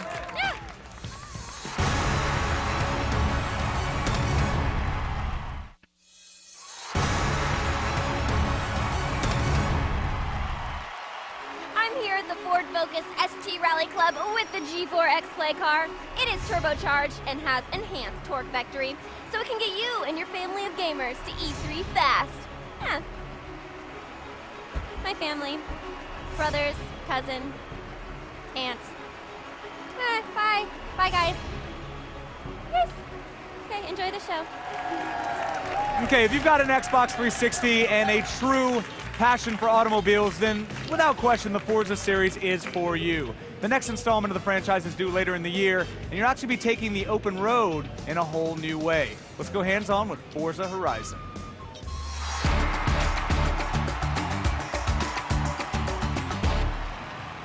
Joining us now on E3 for the 7,000th time, it seems, Dan Greenwald. He's a creative director at Turn 10 Studios. Dan, thank you so much for being here, sir. Thank you, of course. Really, really appreciate it. Again, I feel like we've talked about this game so much, you and I, over the last couple of E3s. It's true. Forza Horizon specifically, though, it's actually a spin-off of Forza Motorsport, right? So what does that mean in terms of where the game lies in the series and for fans of Forza Motorsport? Well, you know, Forza Horizon is a new expression of the Forza franchise. To date, Forza's been known for all of its great authenticity, simulation physics, and approachability, tons of cars, right? But for us, the goal's always been turn gamers into car lovers and car lovers into gamers. It's all about passion. Passion for cars and passion for games. So now we're working with a new partner to have that new expression, and that is Forza Horizon. And it does bring you that Forza authenticity on the open road, set with its cool music and automotive festival. Right, as we can see here, this is very much an open road game. What are we looking at right now on the screen here? What are the people at home seeing? So right now, what you can see actually is an open road through an original version of Colorado. You know, Colorado was chosen because of its great diversity. You've got the red rocks up in the north, you've got reservoirs with beautiful water, you've got aspen forests, you've got small towns. I mean, Colorado's fantastic. So what we try to do is have the greatest driving roads in the world baked into this open world area that you can explore and just find out for yourself what's going on. So I imagine when you were planning an open road game, you didn't say, hey guys, I only want to travel in the United States. I'm sure you said, I think it makes sense for you to send me to other countries so I can take photographs and drive these roads as well. So what other countries did you travel to quote, research this game? Well, actually, you know, the interesting thing is the whole thing started off with the festival. Okay. The idea was, look, our goal is to actually get people into cars. And so what better way than to use their passion for music and summer music festivals to kind of get them to think about cars in a new way. So it all started with the festival. We then knew it had to be open world, so we researched 30 different locations around the world, and we were looking for the one location that had the right diversity of terrain, would be great for a Summit Music Festival, and we landed on Colorado. Right, and let's talk about the cars in the game again. One of the hallmarks of this series, just these incredible cars, and the level of customization that you guys allow to these cars that people already love. So let's talk about the cars, and then what people can actually do to them. Well, you know, Forza, you're right, has always been known for a great car collection. Sure. But this one has been, the way you actually select cars has been kind of changed. This is about what cars would you take to a music festival. You know, cars that really show off your style, but also, this world has off-road. There are over 65 different surface types, gravel, dirt, off-road, and the like. So what are the cars you'd want to race off-road? So we've got, you know, like the Mitsubishi Evo, of course the 2013 Viper, which is all new. We've got it in our booth. I've got a car crush on that right now. I love that car. And a key in your pocket. Is that a key in your pocket, or are you just really happy? No? Okay, let's move on from that. And then the customization as well. Like when you tell me I can make a car that I drive to a festival. I think I'm going to take the Viper, but I want to put a trunk so I can have a keg and an inflatable couch in the back of it. Can you do that in this game? All right, no kegs. You got me on that one. But, you know, for fans of the Forza series, Forza 3, Forza 4, we have the importer for the layer groups. So you can actually, if you played the game, you can import your groups from before. We have a livery editor, of course. Upgrades, you can upgrade your car so you can make a Ford Focus more competitive with, you know, a BMW. Now, are the car physics different in this game? I mean, you know, the Forza Motorsport series, the cars handle so well, but you are dealing with different environments that you guys have dealt with in the past, so did you have to change up the physics? You build that engine from the ground up there? Well, you know, I've been asked a lot this E3 about arcade, sim, and to me, that's an outdated notion. Because for us, it's about authenticity, about reality, and approachability. So we want to make an open world game where you can just pick it up and play and have a great time. And we're calling that action racing. So yeah, you can weed through traffic, you can smash through fences, you can explore farms, but it's not arcadey because arcade games, all the cars feel the same. That's just not Forza. We need a Viper to feel very unique so you can feel the weight moving around. And on top of it, arcade games are often, the car's a weapon. Sure. You know, it's combative. And this is about celebrating cars, so we don't want to use the car that way. So of course, the foundation, 100% Forza physics, totally authentic, totally real. We got a lot of assists that make it so you can easily pick them up and play. You love Forza, turn them off. Right. And important to clarify, authentic to not only the Forza feel, but to each car's authentic drive feel as well. Absolutely, you know, so you got this Viper, you know, 500 plus horse, no, 600 plus horsepower, rear-wheel drive. The thing is just crazy. And then if you're in, you know, an all-wheel drive Mitsubishi Evo, we need it to feel really, really different and unique, and that's just not something that's been captured in the past in an arcadey open-world game. Well, unfortunately, you know, I wish that we could talk about this forever because I love cars so much. Quickly, I just want to touch on, do they have a multiplayer component in this game? Absolutely. So multiplayer is a core aspect of Forza Motorsport. Forza Horizon as well. Now it's in an open world.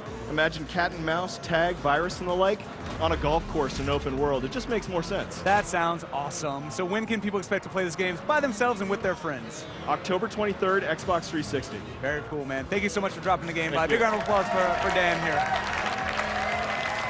Coming up, the Elder Scrolls series is finally expanding into multiplayer and in the biggest way possible.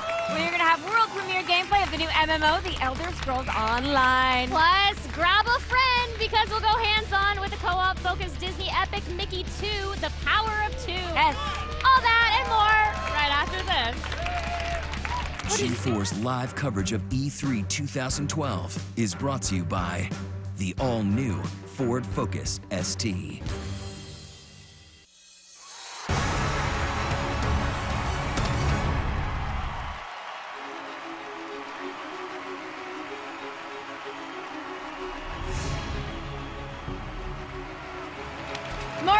Oblivion and Skyrim are all outstanding open-world fantasy adventures that you could sink hundreds and hundreds and hundreds of hours into.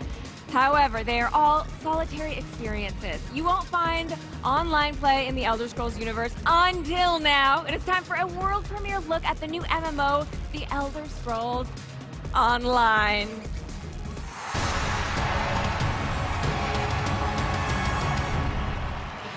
I am so excited to welcome here to the stage creative director Paul Sage. Suffice it to say that we are all incredibly excited about this. So let's dive into it. Where and when does this game take place? So this game takes place 1,000 years before Skyrim, and actually it takes place before an emperor has actually risen to take on the empire. So this is a place where it's a little bit chaotic. There's a lot of factions fighting for control, so players get to choose to be in a faction in the game. How many factions are we going to be able to choose from? So you'll be able to choose from 3 factions. We have the All-Merry Dominion, we have the Daggerfall Covenant, and also there is the Ebonheart Pact, which is made up of the Dark Elves, the Nords, and the Argonians. So you get to play all the races. I like it. Okay, so right now we're actually looking at some footage from the game. What are we looking at right here? So what you're seeing now is Daggerfall. So Daggerfall, you haven't seen probably in 15 or 20 years. So you can see that all of our environments are handcrafted. The art style is just amazing. It's been fun to actually take on these environments that span the breadth of Tamriel that players haven't seen in a long time. So for an MMO, you have to create a gigantic world. You're like, I know this already. Yes. I mean, how are you approaching that? So the world it's one of those things where, again, there's a lot of environments. So it's the breadth of Tamriel. So what we're doing is we do a lot of research into the lore, making sure that, players have locations that they've seen before, and also locations they haven't seen. So it's a lot of lore and just a lot of love going into each location. Okay, a huge part about Skyrim, for example, was the level of customization that you can do for your character. Are you going to kind of have that same level of depth in this game? Absolutely. So the level of customization that we've got expresses itself in a lot of ways. There can be choice in quests as part of it, and things that you'll find during quests that'll actually affect the way your character grows in the game. But not only that, your character and specifically has abilities that they have, and so you'll slot your abilities as you decide, this is something important, this is something I want to do. And so the level of customization is really high for not just your start, but actually how you play and how you progress the game. Is it kind of going to go to the Skyrim model where you don't necessarily have to pick everything from the very beginning? Yeah, you'll get to pick, it is a class-based game, so you get to pick your class, but then you'll grow into the abilities that you want, and there'll be things that you get to do, like we'll have a perk system. That is something, maybe there might be turning into a werewolf or a vampire or something that comes out that way, so it's a lot of fun. So let's talk about leveling up and that kind of thing. How is that going to progress? So as you level up in the game, you'll have let's say the abilities that we've talked about before. So you'll have a selection of, this is the ability that's important to me, this is the one I want, and so you'll get that ability, and then, as I said before, you'll gain expertise in that ability. So you really end up growing your character the way you want. You actually get to play the game the way you want to play. Okay, so let's talk actually about gameplay, since we're talking about playing the game. What is it? Are we talking about real time? Are we talking about, are we hitting buttons? Are we making macros? Like, what's the general overview idea of this? So combat's one of the big things for us. So we've taken away a lot of the interface elements that are pretty common in a lot of online games, and we've made it so you're actually looking into the world. The world is beautiful and we want you to play it. But more than that, we want combat to feel active and reactive. So we have things like block that you have in Skyrim, and we have these things like you can crouch anytime, you can sneak, you can sprint. And all of these little mechanics actually tie up to things that the AI does. So an AI or an enemy might throw down oil in front of you, and you have to decide, okay, I've got to move out of this oil because he's got a fire mage friend right behind him that'll light it on fire. So our AI works together to, defeat the player, and the players also get to work together. So they have abilities that work the same way. You set another player up, you'll throw a firestorm out, and another player will run in and be able to enhance that ability. It's really fun because it creates what we're calling synergy abilities in the game. Now, are we going to see your traditional class archetypes, like you have a tank or a glass cannon and a healer and that kind of thing? So you could potentially play that way, but that's not what we're going for. We're actually going to where you can customize the character for situational things, like, okay, this is the way I want to approach 3 different enemies, and oh, there's a different 3 enemies here. So I'm going to customize my class and my character the way I want to. So there's also going to be no restrictions. If you don't have a healer in your party, for instance, it's not going to penalize you. You're going to be able to play. You're going to be able to play the way you want to play. All right. Are there going to be dragons? At this time, since we're sticking to the lore, there are no dragons in the second era. Or, well, there are. Okay, fine. That's an excellent point. Okay, so I think what everybody really wants to know is, when are we going to be able to start taking arrows to the knee? We're going to do that in 2013. 2013! I can't possibly wait that long, but thank you so much for coming by. I really appreciate it. I'm crushing my card in ink. There's one word that the video game industry places the most importance on than any other. It's not sales. No, it causes people to decide which console is the one for them. The word is exclusive. But are console exclusive titles a bad thing? It's time for a Kit Kat news break.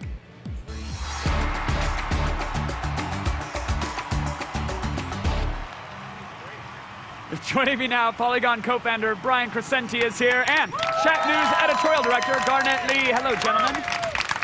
Thanks for having us. Yeah, no, thank you for being here. Yeah, Let's talk about it. The idea of the console wars, obviously that exists, but to me, the best weapon in the arsenal was always the exclusive, right? If you're an Uncharted guy, you got to go PS3. If you love Master Chief, you got to go Xbox. Are those days going away? I think they are. I think that at least temporarily they're going away. I don't think exclusives are going away, but I think what we're seeing now is a lot more exclusives that are DLC, because that's it's a better opportunity for the developers. They can get their game out to everybody, and they can still sort of get those exclusives out there through DLC content. So it allows them to sort of get the best of both worlds. I'd say on the other hand, if you look at what happened at the press conferences, you had Sony bookending with Beyond and then Last of Us, two games that really highlight what they do best from their software department, not their hardware department. And I think that's kind of the thing, is we need to uncouple the hardware manufacturing and the software manufacturing, because it's gotten very expensive to do these exclusives. And we see that now in digital distribution. So you've got the Xbox Live Arcade games, and you've got the PSN games, and those, I think, are the real new exclusives that people will gravitate to. Well, that's what always gets me excited, is seeing what a small developer with a small, creative, passionate team has done, and 9 times out of 10, those are exclusive Definitely. for those networks. So is that where we're going, where maybe because there's so much budget on the line for a AAA title, you have to hedge your bets and get it on as many consoles as you can? So we're going to see the larger budget titles going that way, and then the smaller, the DLCs and the indie games of the world, those are going as exclusives? I mean, look, if you're making an Assassin's Creed, you need to be able to get it into everybody's hands. But if you're a breakaway team, a few $100,000 can make a huge difference. That can make your game for you, and you can do an unfinished Swan and really catch everyone's attention. Right. Well, and the reality is, you look at things like the PlayStation Pub Fund, where they're actively going out, trying to find talent and bring them in, and that's the sort of DLC, I'm sorry, the sort of exclusives that I think the industry needs, because it helps developers and it helps gamers, because they find games that maybe they would have never seen if they hadn't been sought out and brought on. Well, now how is Nintendo disrupting this? Because now they've got their Wii U and they're trying to say, hey, look, this console finally has the capabilities where you can port these titles over to the Wii U or make a unique experience for it. Do you think developers are going to flock to that, or are we going to see a Wii experience where at first everybody embraces it and then it quickly becomes the dumping ground for some shovelware? Well, I don't think it was an accident that Batman was the big game you saw there, because that is the poster game right now for the Unreal Engine. And it really shows off, hey, look, you can do Unreal Engine on Wii U, and it looks fantastic, and you can add tablet into that as well. So developer, you can do something unique, but use an engine you know how to use. That's an engine that exists today for the current gen consoles. Next year, maybe we'll be talking about the next gen of consoles. Will developers that are making exclusives for that, are they going to, I mean, if they're doing a multi-platform title, are they going to try to make that Wii U version as well? I mean, my theory, complete guesswork here, but my theory is that when they come out with the next gen consoles, I think we are going to see a little bit of a sort of a reset of the clock, and we'll see a lot more exclusives for a lot of reasons. First off, you have developers who want to perhaps concentrate on working on the new platform and the tech of that platform, and they really want to nail it and make sure they get it right. Certainly. So I could see that driving more exclusives, and there's more opportunity there, because if you have an exclusive on a next-gen console when it first comes out, you know, that could help a lot. You got attachment rates are always higher at first, and it always takes a little while to figure out how to get your tech cross-platform. So, all right, gentlemen, thank you so much for the conversation. Appreciate it, Brian and Garnett. Thank you, guys. Kevin. Thanks. Now we're going to send it over to Blair. That was a lot of smart stuff said right there. Defiance. You saw it on the show already. It debuts on Sci-Fi in April of 2013. And with it, of course, comes an MMO that plays a very integral role in the series. Both the game and the show actually coexist and tie into each other, rather than just acting as separate adaptations, which we see in so many other properties. And Jessica is on the floor with more.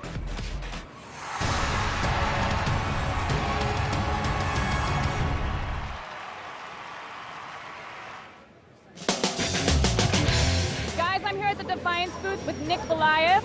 We're talking tunes, epic tunes of bear-like proportions. Now, can you tell me a little bit about the involvement and the buzz that's surrounding both the game and the TV show? We're super excited to be working with Bear.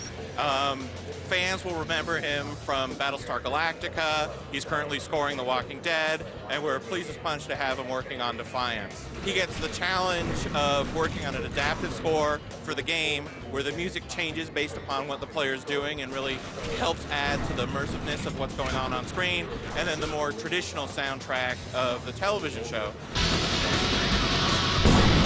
Additionally, he's playing a lot with the instrumentation of the game. So it's what instruments do aliens have, what do they sound like, and developing a score that really captures this blending of human and alien civilization, and seeing how it manifests on screen. There's 7 different alien races, so he has a really broad spectrum to play with.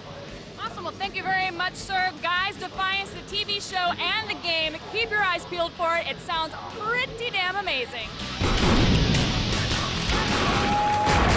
I got a fever, and the only cure is more Twitter wall. Thank you, I know that was so good. Let's see, we got No Name Steve. So excited for Elder Scrolls Online. Finally, a multiplayer game in the Elder Scrolls. And Taylor 9.0, MMOs are my absolute favorite type of game. World of Warcraft, Diablo 3, The Old Republic, and now Defiance and Elder Scrolls Online. Dear God, how do you have so much time? But more power to you. Now, if you'd like to win a console, just head to g4tv.com/E3 sweeps. Aruna did and just scored a Nintendo 3DS. Congrats! So if you're feeling lucky and you want a shot of winning some stuff, remember to visit g4tv.com/E3 sweeps and tweet using the hashtag E3OnG4. It is that easy. Now, in the next hour, we will be giving away an Xbox 360, so keep them coming. I have been walking around this area waiting for this camera. Coming up in the next hour, we've got more hands-on demos on the way, including Disney Epic Mickey 2, The Power of Two. Plus, Sam Fisher is back and deadlier than ever. And Splinter Cell Blacklist. We'll have more from E3 right after this.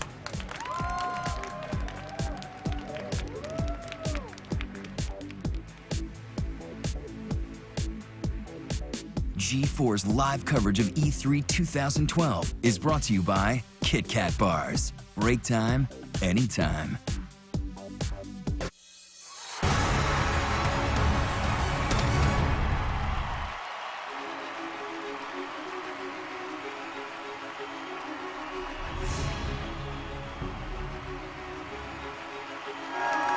Whoa, extreme camera angles It's to welcome moving. you back to E3 12 Live. Our marathon of game demos is far from over. If we bail now, we lose our deposit. Very So true. We're here. Coming up on this hour, we're going to go hands-on with Splinter Cell Blacklist, which was a hit at the Microsoft press conference because people like people being murdered. We've discovered Yeah, that in pretty much E3. chin stabbing mostly. Yes. Plus, the people behind the Burnout series are reviving another EA racing series. We're going to go hands-on with Need for Speed Most Wanted. And later, the biggest surprise announcement of E3 is here. Kevin Ferreira is pregnant. Hey, oh my God! And you're the father! Congratulations, That is Claire. a surprise. No, we're talking about Watch Dogs. We're talking about Watch Dogs. All right, I'm still Prager's though, just so you know. It's my glow. But first, let's send it over to former Mouseketeer, Morgan and Candace. Boys, y'all are so silly. So I silly. actually would believe it you were a Mouseketeer if you told me that. I would totally believe it. I know. Me, I'm a little too angry. Disney, not right now. You're not angry. You're a very happy person. Say it again. Disney Epic Mickey was a Wii exclusive, which means Xbox and PS3 owners were left in the cold. But that will not be the case with the sequel, which is coming to our beautiful high-def consoles. And that means the stylish visuals will look even better. Let's go hands-on with Disney Epic Mickey 2 and The Power of Two. I psyched you out, didn't I? You did. You made me nervous. Just don't hurt me, okay? Joining us now is designer, the man himself, Warren Spector. We're very honored to have you here on our stand. Hello, welcome. Okay, so what is Mickey up to in the sequel? Well, he's back in Wasteland because the world needs him again. Looked like things were great at the end of the first game, but you know, it's a game, so there has to be a problem to solve, right? And there's one that only Mickey can deal with. So how does he get pulled back in?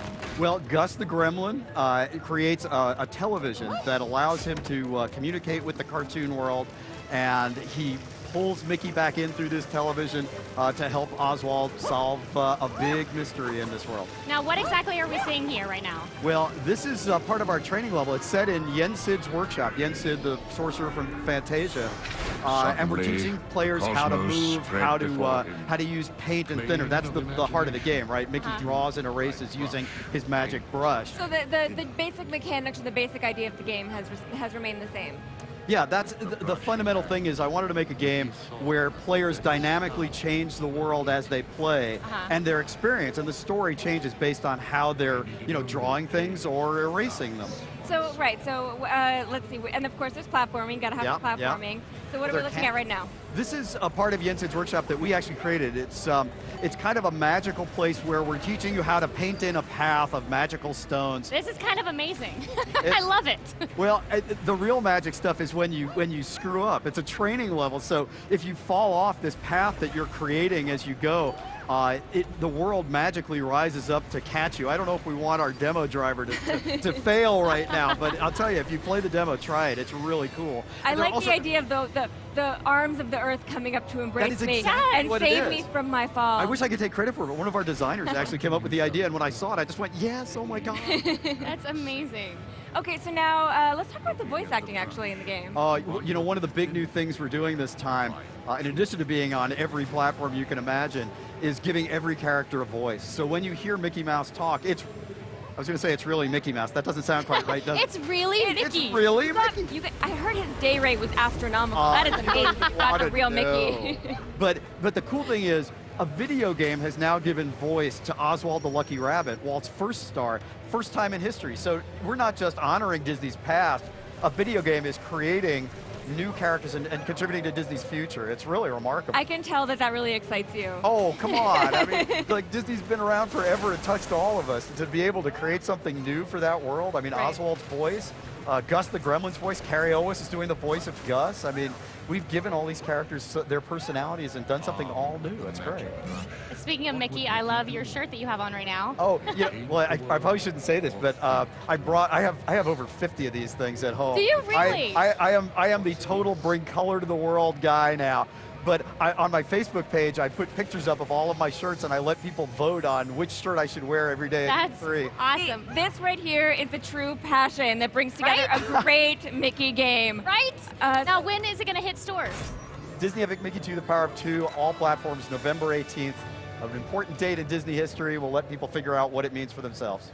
Ooh, I do love a teaser. Thank you so much for coming by. Thank you so much for coming by. Nice to meet you.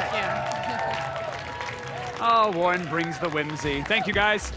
Now, coming into E3, the biggest question, it really had to be the Wii U in general. I mean, the console's launch is due later this year. We were all wondering what Nintendo had up their sleeves. It turns out there's a redesigned controller, there's a serious commitment to online connectivity, and a few other surprises.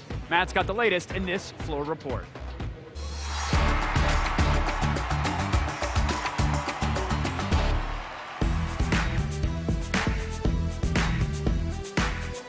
Hey, check it out. We are here at E3 this year, and Nintendo is back with the Wii U. And we got Gil here to tell us a little bit about how the controller actually works. It's a whole new experience, and it works seamlessly with a second screen. So what are we playing right now? We're playing a new Super Mario Brothers U. Okay. And right now you can actually see the game action that's on the gamepad controller.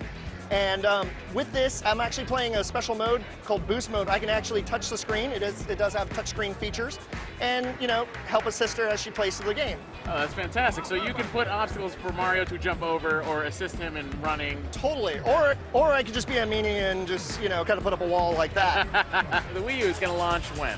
It's this holiday. We have lots of titles, and this is going to be one of those launch window titles. Fantastic. So super excited. We're going to have a Mario game right out the gate. Okay, so Nintendo is bringing us a new console with the Wii U gamepad, ladies and gentlemen. The teamwork, a second screen, a whole other way to look at video games from Nintendo. Saving money for new Super Mario Brothers Wii starts right now. Next week, the biggest and the best games of all time are battling it out on G4. We'll probably see Mario Brothers in there somewhere. We're counting down the top 100 video games of all time in 5 one-hour specials. Will your favorite game make the cut? Take a look. Next on our countdown, if you played the Atari 2600, you recognize this sound. Oh my God, Pitfall. Pitfall was awesome. Strange fun fact, my first paid gig for acting was a commercial for Pitfall. I had a safari hat on. I was like, just last night I was lost in the jungle with Pitfall Harry. Pitfall hit the Atari 2600 in 1982 and was an instant smash. Pitfall is incredible. I remember as a kid just being like, oh my God. It's right when home video games started creating people out of like 4 squares. I'm a stick guy, and you can see that I have a green shirt and brown pants and shoes. These 8-bit blocks had us all duped in the 80s to thinking that we were Indiana Jones.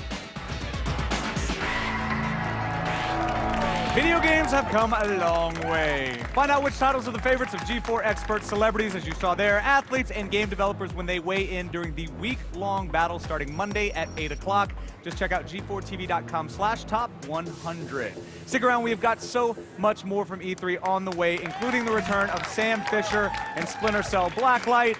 Plus, we're going to go hands-on with the game that embraces America's favorite pastime, running from the cops. Get your first look at the new Need for Speed Most Wanted in just a little bit.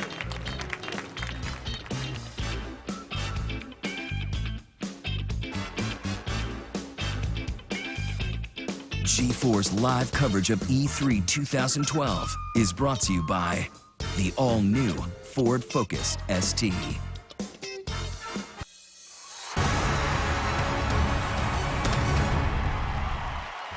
I'm on the E3 floor at the Nintendo booth, checking out the Wii U and playing a little Just Dance 4. And I heard something cool was gonna happen here, but I don't really... Oh, hey. Okay.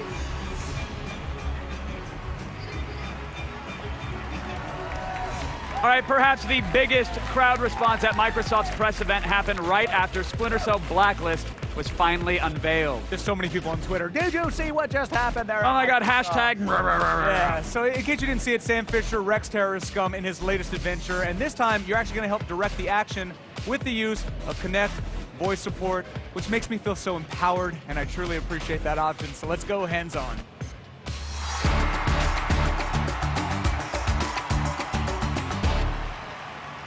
Joining us now is creative director Max Bellon, everybody. Yes. How are you, sir? Max, thank you for being here. Thanks for having me. Thank you. Is it safe to say that you enjoyed the reaction that this game had after the presser?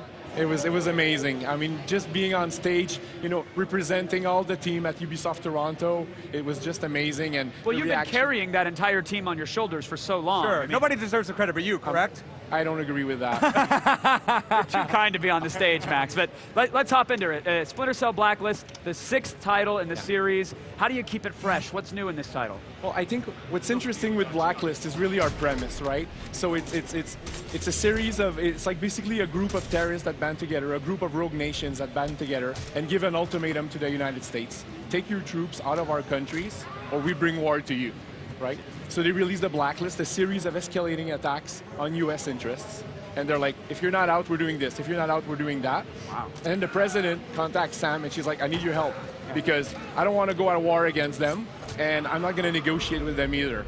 So Sam accepts to restart Fort Echelon, to be the leader, right, and to stop the Blacklist. So he stops shaving. That is some heavy stuff, man. I know, like, man. Whatever happened to the princess being in a castle? Now it's like rogue nations have given you a blacklist and you're screwed. Well, I think it's the premise came from talking with Richard Dansky, our writer, and we were talking and he told me that the United States have soldiers in 2/3 of the countries in the world.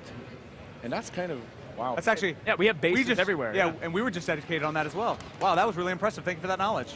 And scary for other countries that we know that now. But that's crazy, and you know, you guys are going to visit a lot of those other environments. Like you said, we're in arguably, you know, 66% of the rest of the world. But we're seeing here in these new environments, not as many shadows. So Sammy Fish, which is what I call him because I've played with him as long as I have. Fish Dog. Fish Dog as well. He can't really hide in the shadows as much. So it looks like his tactics are changing quite a bit here. Well, a big thing for us on Blacklist is variety. It's probably the word I've said the most since I moved to Toronto, and we're applying that to everything. So we wanna keep things fresh for the player. So we're gonna have some maps that are more interior, more exterior. Some maps are gonna be more daylight, nighttime, right? We want to keep it fresh, keep the player always surprised. Yeah, it's hard to shoot out the sun in these maps. That's for sure. What are we actually seeing here, Max? Well, that's what we call killing in motion. So it's basically a couple of features that Mike is able to pull off together. Beautiful. So the first one is active sprint, which is pressing an all day and moving forward, and then Sam traverses the environment, he jumps over stuff automatically. If there's something to climb, he climbs. And then there's mark and execute in motion. So conviction and mark and execute, now we've made it in motion. So instead of stopping and taking out the bad guys and then continuing, you know, Sam's motion, he can do it like continuing. So how does it work? We hold a button, we're sprinting, and then as we're going, we're tagging and targets? if you're keeping your thumbstick forward, Sam continues to go that way while he's taking out targets. And the last thing is hand-to-hand kills in motion also, right? So instead of stopping, we're doing that. And we're trying to show Sam as a guy that's always one step ahead, right? So he's not, if he's got a guy in his hands, he doesn't need to look at him to take him out, right? He's already looking at his next target. Yeah, he's already made that decision. This guy's done.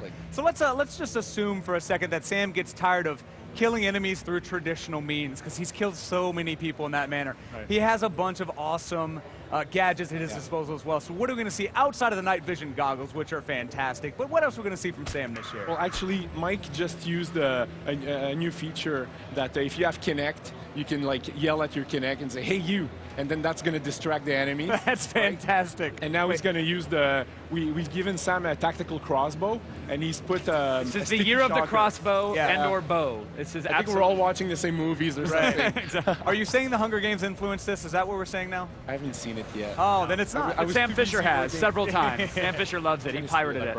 But he is seeing all these amazing new gadgets as well. The crossbow is something that would. And with the sticky shocker bolt, right? So then you've got some enemies standing in water, and then take them out with one bolt.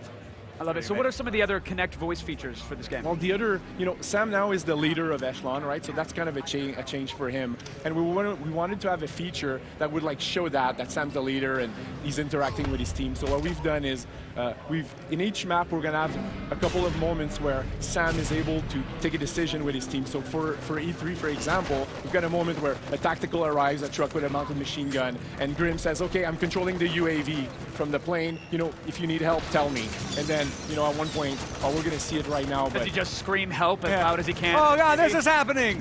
So if you have Kinect, you can yell Grim now, right? And then using the UAV, she's just going to shoot a rocket and take out the tactical. And again, variety is the key word for us, right? So every map is going to be different. Some maps you're going to tell Grim maybe to close the lights, turn off the electricity in a building to help you go in, things like that. Now, we're going to see co-op in this game, and if we do, are you going to play as Sam and then a member of Sam's team as well?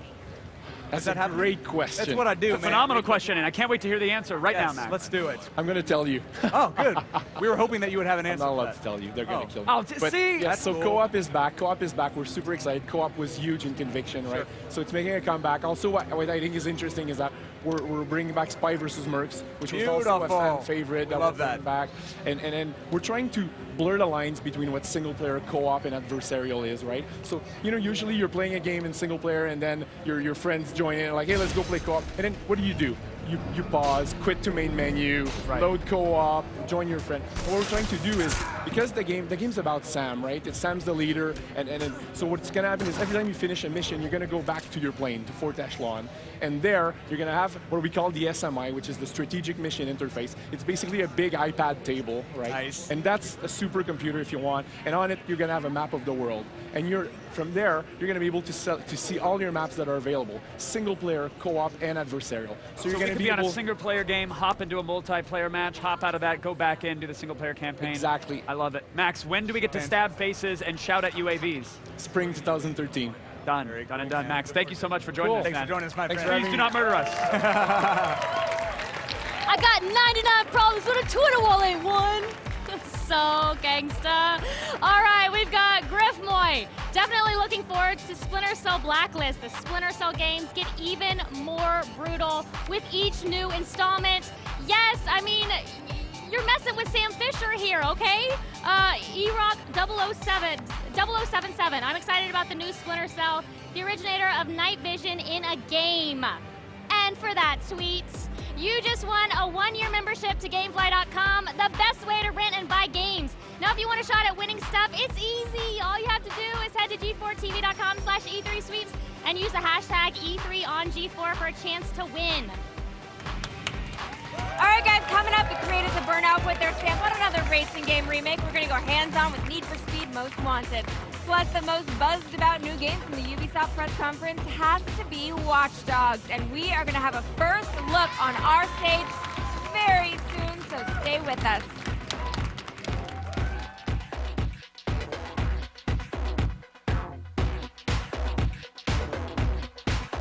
G4's live coverage of E3 2012 is brought to you by Gamefly, the best way to rent and buy games.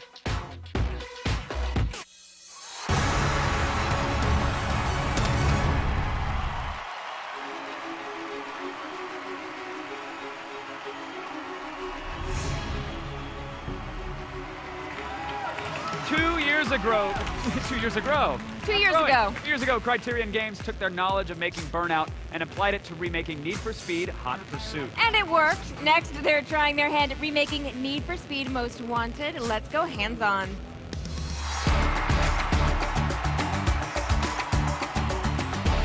Joining us now, senior producer Steve Cuss, everybody.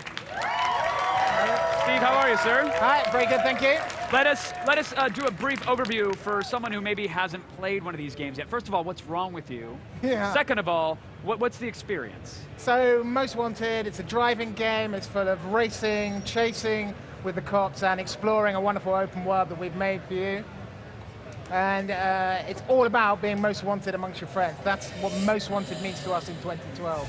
So most wanted meaning most wanted by the police. No, and for us, it's all about being most wanted amongst your friends. So everything you do in our game, whether you're playing single player, multiplayer, or exploring the open world, you're going to earn speed points.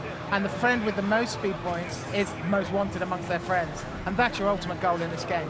So when I see that a friend has ascended to the level of most wanted, can I then, hop into his game and try to take him down? Or? No, so his records are going to be sprinkled all around the world. So Matt's driving a race right now. It's on the screen behind us, and you can see that there's a friend's time just above the map there that he's trying to beat.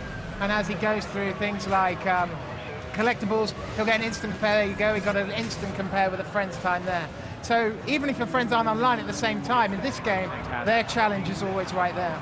That is just mean to do so, to put that in somebody's game. Exactly. It would drive me insane. Well, what sort of stuff are we tracking then? Obviously we have race times, we have collectibles. Is it also tracking like drifts, jumps, all that everything, stuff? furthest jumps, who's collected the most of all our different types of collectibles, like our garages, who's gone through the most speed gates, if you've been online, who's done the best in some of our events there, who's had the highest cost to stay in pursuit with the cops, all of these things. And now what world are we actually in? I mean, is this an open world or are you around certain tracks? How does it work? It's a completely open world. The player has the freedom to play this game exactly as they choose. That's a big thing about Including driving upstairs. Yeah, you can I drive noticed upstairs. that. You can drive in or through, break anything that we've put in this world. This world is completely open for you to play how you want to play it. Amazing. And what are some of the game modes that you'll encounter while you're driving around? So single player is going to be all around race modes, which is a whole variety, and you're going to find that the cops, as we've just seen with Matt there, are going to start chasing you through that world. And you know, when you go into free drive modes, because it's a seamless experience, we're never going to take you out of that. You can start to explore, you can get into chases with the cops. Multiplayer's a little different. And then, of course, you know, a driving game, it's a little bit about the cars that you have. What cars are we going to see? Absolutely. So there's over 60 cars in this game, all licensed, all beautifully modeled, as you can see here today. We've done an awful lot of work on our lighting to make them really sit in that world. I feel you designed such gorgeous vehicles, and then in 2 seconds they are shattered to pieces as you slam into everything. I love it. That's in Criterion's DNA, to take something beautiful and smash it up. Exactly. We want to subvert everything we do. What is your favorite car? For me, I really like the Impreza that we've been showing today. The Porsche's a really nice car, but the Subaru Impreza is really small. It's got great acceleration. The WRX handles like a dream too. It grips the road. Yeah. And in these off-road sections. I know, this is what got the fan over my here. baby for a while. I love that car, yeah. And what can we expect from multiplayer? Okay, so multiplayer is completely new. So for Criterion, if anyone who's played Burnout Paradise will know that we'd love to make an open experience where we think lobbies are really old and no one wants to sit in a lobby. We just want you in the world, driving the car, exploring this gameplay that we've packed it with. So we've created something we call playlists, which serves up gameplay to you, almost like a gameplay DJ, all different types of experiences that we've created in the open world. So I'm driving around in an open world with my friends online, and it pops up and goes, hey, you guys want to do a race over here? Let's get to that. First thing it does is make you meet up, so it's a social thing, because we know that when we put players together in the world, fun ensues. Sure. Generally, they start smashing each other. Of course, yeah. Fun means destruction. We get that, yeah. And then an event, so it might be a race, it might be a team race, it might be the all-new events that we've called speed tests. And they're speed tests because you've only got 90 seconds to complete a challenge. And you've got tactics there, so you can decide to try and go for the best score, or you can just try and eliminate everyone else who's in the event and win that way. Oh, points for griefing. Exactly. I'm the guy that makes the U-turn as quickly as possible so everybody T-bones me. I'm that guy. This is why Morgan and I never played. This is why we don't play. Many reasons. This is why we don't play online. But when can we play this? So, Need for Speed Most Wanted is coming October 30th. All platforms? On all platforms, everything? yeah. Love it. All right, thank you very much. Thank you. I can't wait to take out Kevin. The game looks awesome. I just wanted to quickly say something. Candace Bailey, I have had a great time working with you here so far. I have had a great time working with you too. Thank you. We got an all from a crew member. That never happens. Those guys are dead inside. After the break, the mysterious new game that set Twitter on fire after its surprise announcement at the Ubisoft press conference. We'll get a first look at Watch Dogs after the break. I can't wait. You don't want to miss it. I can't wait. Me neither.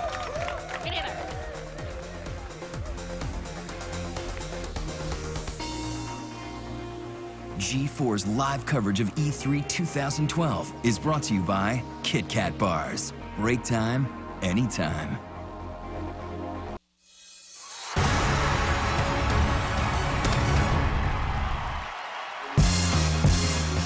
Attack of the Show is back starting Monday. Join me and Sarah Underwood as we kick off a summer full of special guest hosts, including the nerdist Chris Hardwick and comedians Rob Delaney, Mo Mandel, and Baratunde Thurston. Oh, it all begins Monday, June 11th here on G4.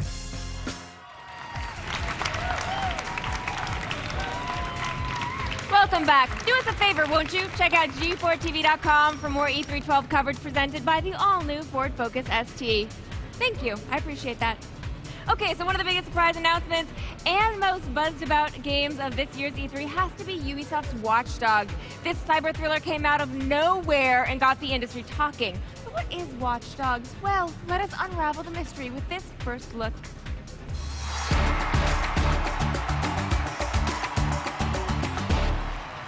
Joining us now, the game's creative director, Jonathan Morin. Welcome. Thank you so much for being here. I don't know how you guys kept this game a secret, but you did. I am very impressed. What is the game about? Well, Watch Dogs is an action-adventure game, a brand new game done by Ubisoft Montreal. It's set in Chicago. It's an open-world game, and it's about Aiden Pierce, a man shaped by violence and obsessed with surveillance, who's going to have to push his obsession to control an entire city and fight the system's corruption. Okay, so right now we're looking at Aiden, and what is he doing? Well, basically right now Aiden is setting a trap for DeMarco using his cell phone, so he's able to use a tool to attract him to a spot so he can create an accident using the traffic light. But then afterwards he can use all of the car that has been generated out of the accident to use as cover, and then basically he got him by surprise so he can actually take his men before they can get there. So surveillance is actually like a mechanic in the game. Yes, surveillance and all the systems in the game are at the disposition of the player. So anything that you can think of that's in an urban environment that has been driven by a computer or that is stacked onto Wi-Fi is something you can control in Watch Dogs. See, was it exciting trying to think of all the ways that you could hack into the things around us? Because that's a little terrifying. It's terrifying, yeah. Like, it's cool. Like every time you tap that into your YouTube, everything like you find there is crazy. So we basically made sure we wanted to use like reality. The game looks gorgeous, it looks realistic, but also what you do in it is believable. Like all of the stuff you do, the way you hack everything, the way you access cell phones, credit card exploitation, like traffic lights, even CTOS itself is comparable to Rio de Janeiro and what they're doing with IBM for the Olympics. So we're really pushing the boundaries of what's real, but we're not yet near future. We're really present time pushing the boundaries of what we can do in real life. Okay, so for the shooting mechanics specifically, it's cover-based? It's cover-based. One thing we wanted to push is leverage what we know best at Ubisoft Montreal. So, starting point was you guys saw Splinter Cell. We can benefit from the know-how of that. So there's cover system. We've pushed we've pushed the animations to its limits. We've learned a lot from Splinter Cell and all of that. So we can combine shooting, cover, but also navigation, sliding on cars, doing takedowns at the same time. So we can really feel like the player and the character Aiden Pierce is really agile and comfortable in the open environment. So is Aiden a character, is he like a reluctant hero? Is he more like Sam Fisher in Splinter Cell? Actually, he's more of an anti-hero. To a certain degree, he's also a bit disturbed by what happened in the past and what he can do about it. So now you're going to really explore a man who's digging into his own justice, trying to make a point to get back to his life in the first place. And to do so, he's going to have to explore his obsession and learn more about himself. Trying to first figure out his own problem, but by tapping into everybody's lives around him, seeing every citizen's out there, then it's going to force him to get into the drama of other persons as well. So there's a risk getting lost in there. The player's going to have to be careful. Who is he speaking with right now? Right now he's speaking with Jordy, is one of his contacts. He's a really interesting man. We don't want to reveal too much about that guy yet.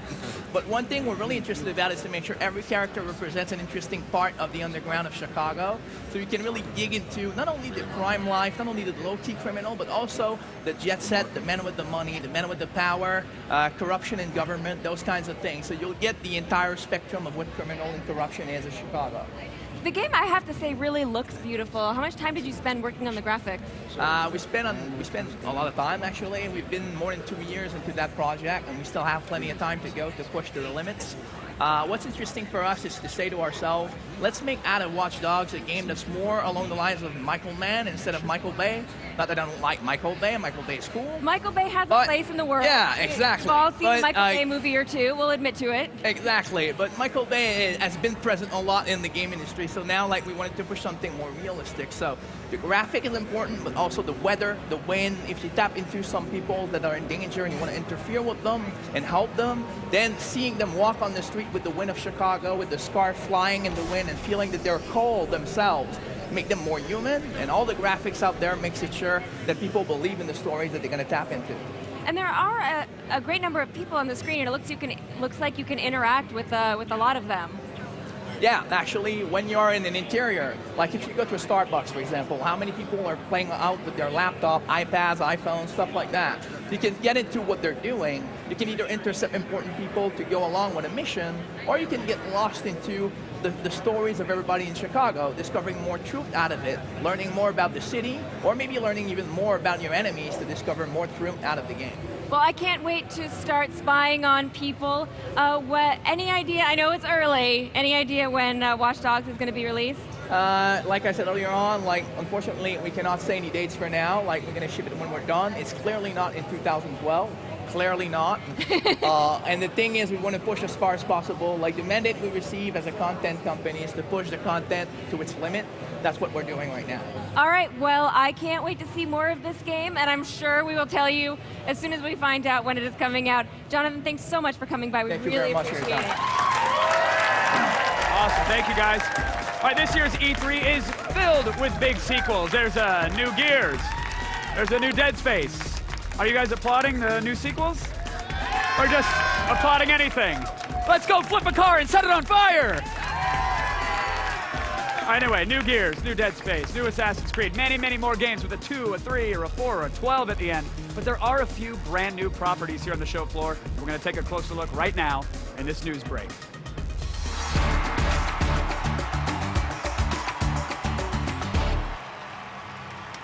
All right, joining me now, USA Today tech reporter Mike Snyder and the host of the Ubisoft press conference, a huge gamer as well, according to this teleprompter.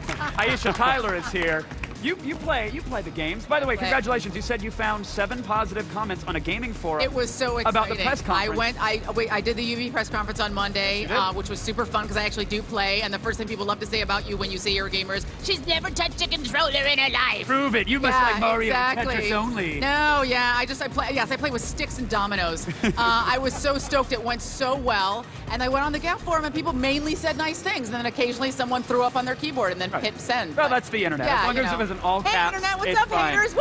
All right, well, Mike, what are you seeing on the internet, and what are you feeling personally? Like, is this the year that people are fed up with the 2s and the 3s, or is there still room for original IPs? Well, you know, what I think is great about the video game industry is when you get to 2 and 3 and 4, you're actually getting a better game. You're getting a more evolved product. You're getting probably a better story. But there are some really cool new properties, which are kind of a challenge, and studios are taking a dare on trying to create a new property because it costs so much more. Especially this late in the console cycle, because we know next year there's going to be new consoles, new announcements. It's kind of weird to take a potentially multi-million-dollar bet on something that is on an aging platform. Right. I mean, but I also think that it's all about creating new IPs. A lot of times, a lot of 2s are disappointing. There were some 3s that were great. I thought Gears 3 was amazing. Obviously, there's a new Gears coming out, Judgment, which I played. It looks amazing. But I feel like that if you can launch that great new IP and you're in kind of in the beginning of the wave of the next gen, like we're going to be ready for the next gen when it comes and we're already developing in that direction. Sure. It's hard to both be next gen and also have a new IP, but once people are invested in that IP, then you go to next gen, you got a lock on that. Well, what have you guys seen and played at this E3 that gets you going, that's original? Well, we've talked about zombies a bit, and you had some hands-on experience with that, right? I played both a new IP on a next gen platform. I played Zombie U. Insanely, it looks like this little thing looks like a little baby game. It does. I'm gonna admit, I was like, is it gonna be Plants vs. Zombies? Fisher Price, my first zombies. Exactly, my first zombies. But it's insanely fun. It's super interactive. There's like first and second screen interactivity, so you use the little screen to kind of scan your landscape. Didn't it feel gimmicky? It felt like it felt great. It felt like a real zombie world. I love Left 4 Dead. That's a favorite zombie game of mine, but I feel like this one felt a little bit more authentic. As authentic as it's not like there's real. It's real. Did it feel like felt you were just like looking real around? world zombies? Like when I'm really killing Right. zombies, it felt like I felt like I was looking around Miami. Everybody was on bath The salts. controller still has all of the kind of the interactivity that you expect. It's got focus, it's got shooting, it's got right and left bumpers, but there's a little bit more interactivity and it's terrifying. Zombies leap out at you. I was so happy when I finally got my shotgun.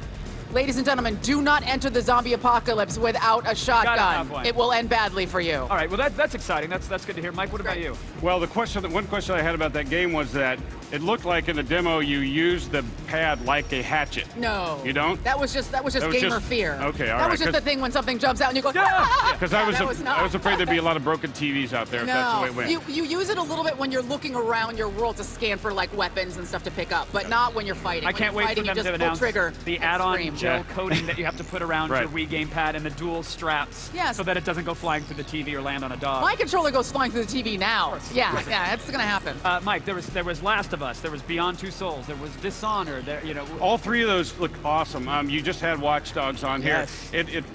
For an internet generation, this game is like made for people like that. You get to hack into, like say we have a crowd of people here, and if you're in the game, I could hack into everybody's, accounts, know what your income is, know what your medical reports are, and things like that. And don't you also feel like, for me, what I loved about Watch Dogs is it felt like a real open world experience. It was, obviously you can like stay the on city was campaign, you can alive. go anywhere, you can do anything, and it was beautiful.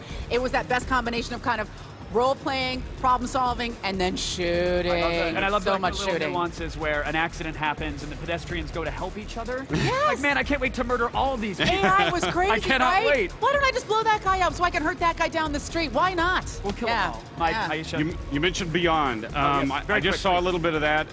It looks like Heavy Rain, but giant, bigger. It's like a blockbuster version of that. So I I'm agree. looking forward to It's playing that. It's like an iteration, but it looks like an evolution, actually. Yep. All right, thank you guys so much for joining So us. Sorry we're out of fun. time, but Oh, it's that's great. such a pleasure to chat with you. Yeah. Aisha, Mike, Thank thank you you. so You much. too. Now we're sending it over to Candace Bailey. We have got time for one last journey into Twitter Town. Thanks, guys. Now, I want to just point out really quick that our E3 tweet counter has reached over 2 million. That is crazy. Okay, let's see. Yuri Yujin, watching this show has been awesome the past 3 days. Go G4! Yay! Well, we are on again tomorrow for 3 hours live, so make sure you tune in to G4. And in other Twitter news, tweeter RN19 just won an Xbox 360. Yay, congrats. Didn't win? Hey, it's okay. Don't cry. Keep checking in at g4tv.com/E3sweeps and using the hashtag E3 on G4 because we will be checking in with the Twitter wall tomorrow with even more prizes to give away.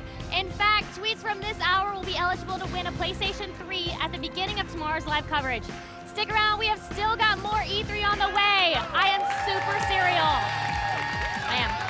G4's live coverage of E3 2012 is brought to you by the all-new Ford Focus ST. Tomorrow, E3 2012's biggest games at the G4 stage, and we're giving you unprecedented access. Grab your ticket for post-apocalyptic Russia and board the train for Metro Last Light. We walk you through the game that bravely mixes first-person shooting with survival horror. Don't drop your guard for an instant. The Amazing Spider-Man is here to prove that it is possible for movie adaptations to soar. We go hands-on with the web slinger to experience all the high-flying action.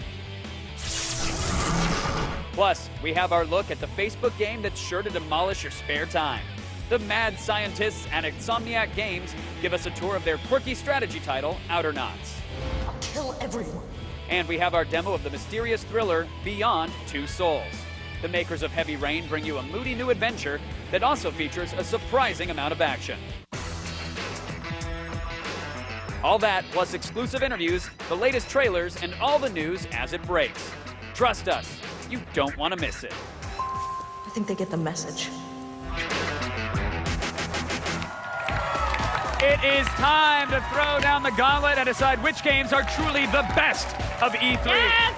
All day we've been running around the show floor dropping fancy nominee badges at the booths of our favorite games. On Thursday's show, we're going to to be giving out the awards for the biggest surprise, Best Xbox 360 game, Best PS3, Best Nintendo, and the big one, Game of the Show. Plus, we're actually going to begin announcing winners in a bunch of other categories, doing a special live stream of G4TV.com's feedback at 2 p.m. Eastern Time.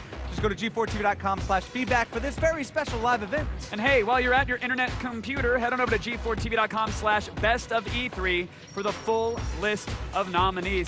Guess what, folks? Yes. That does it for today. We did it. Thanks for watching. Thank you. We made it. So much.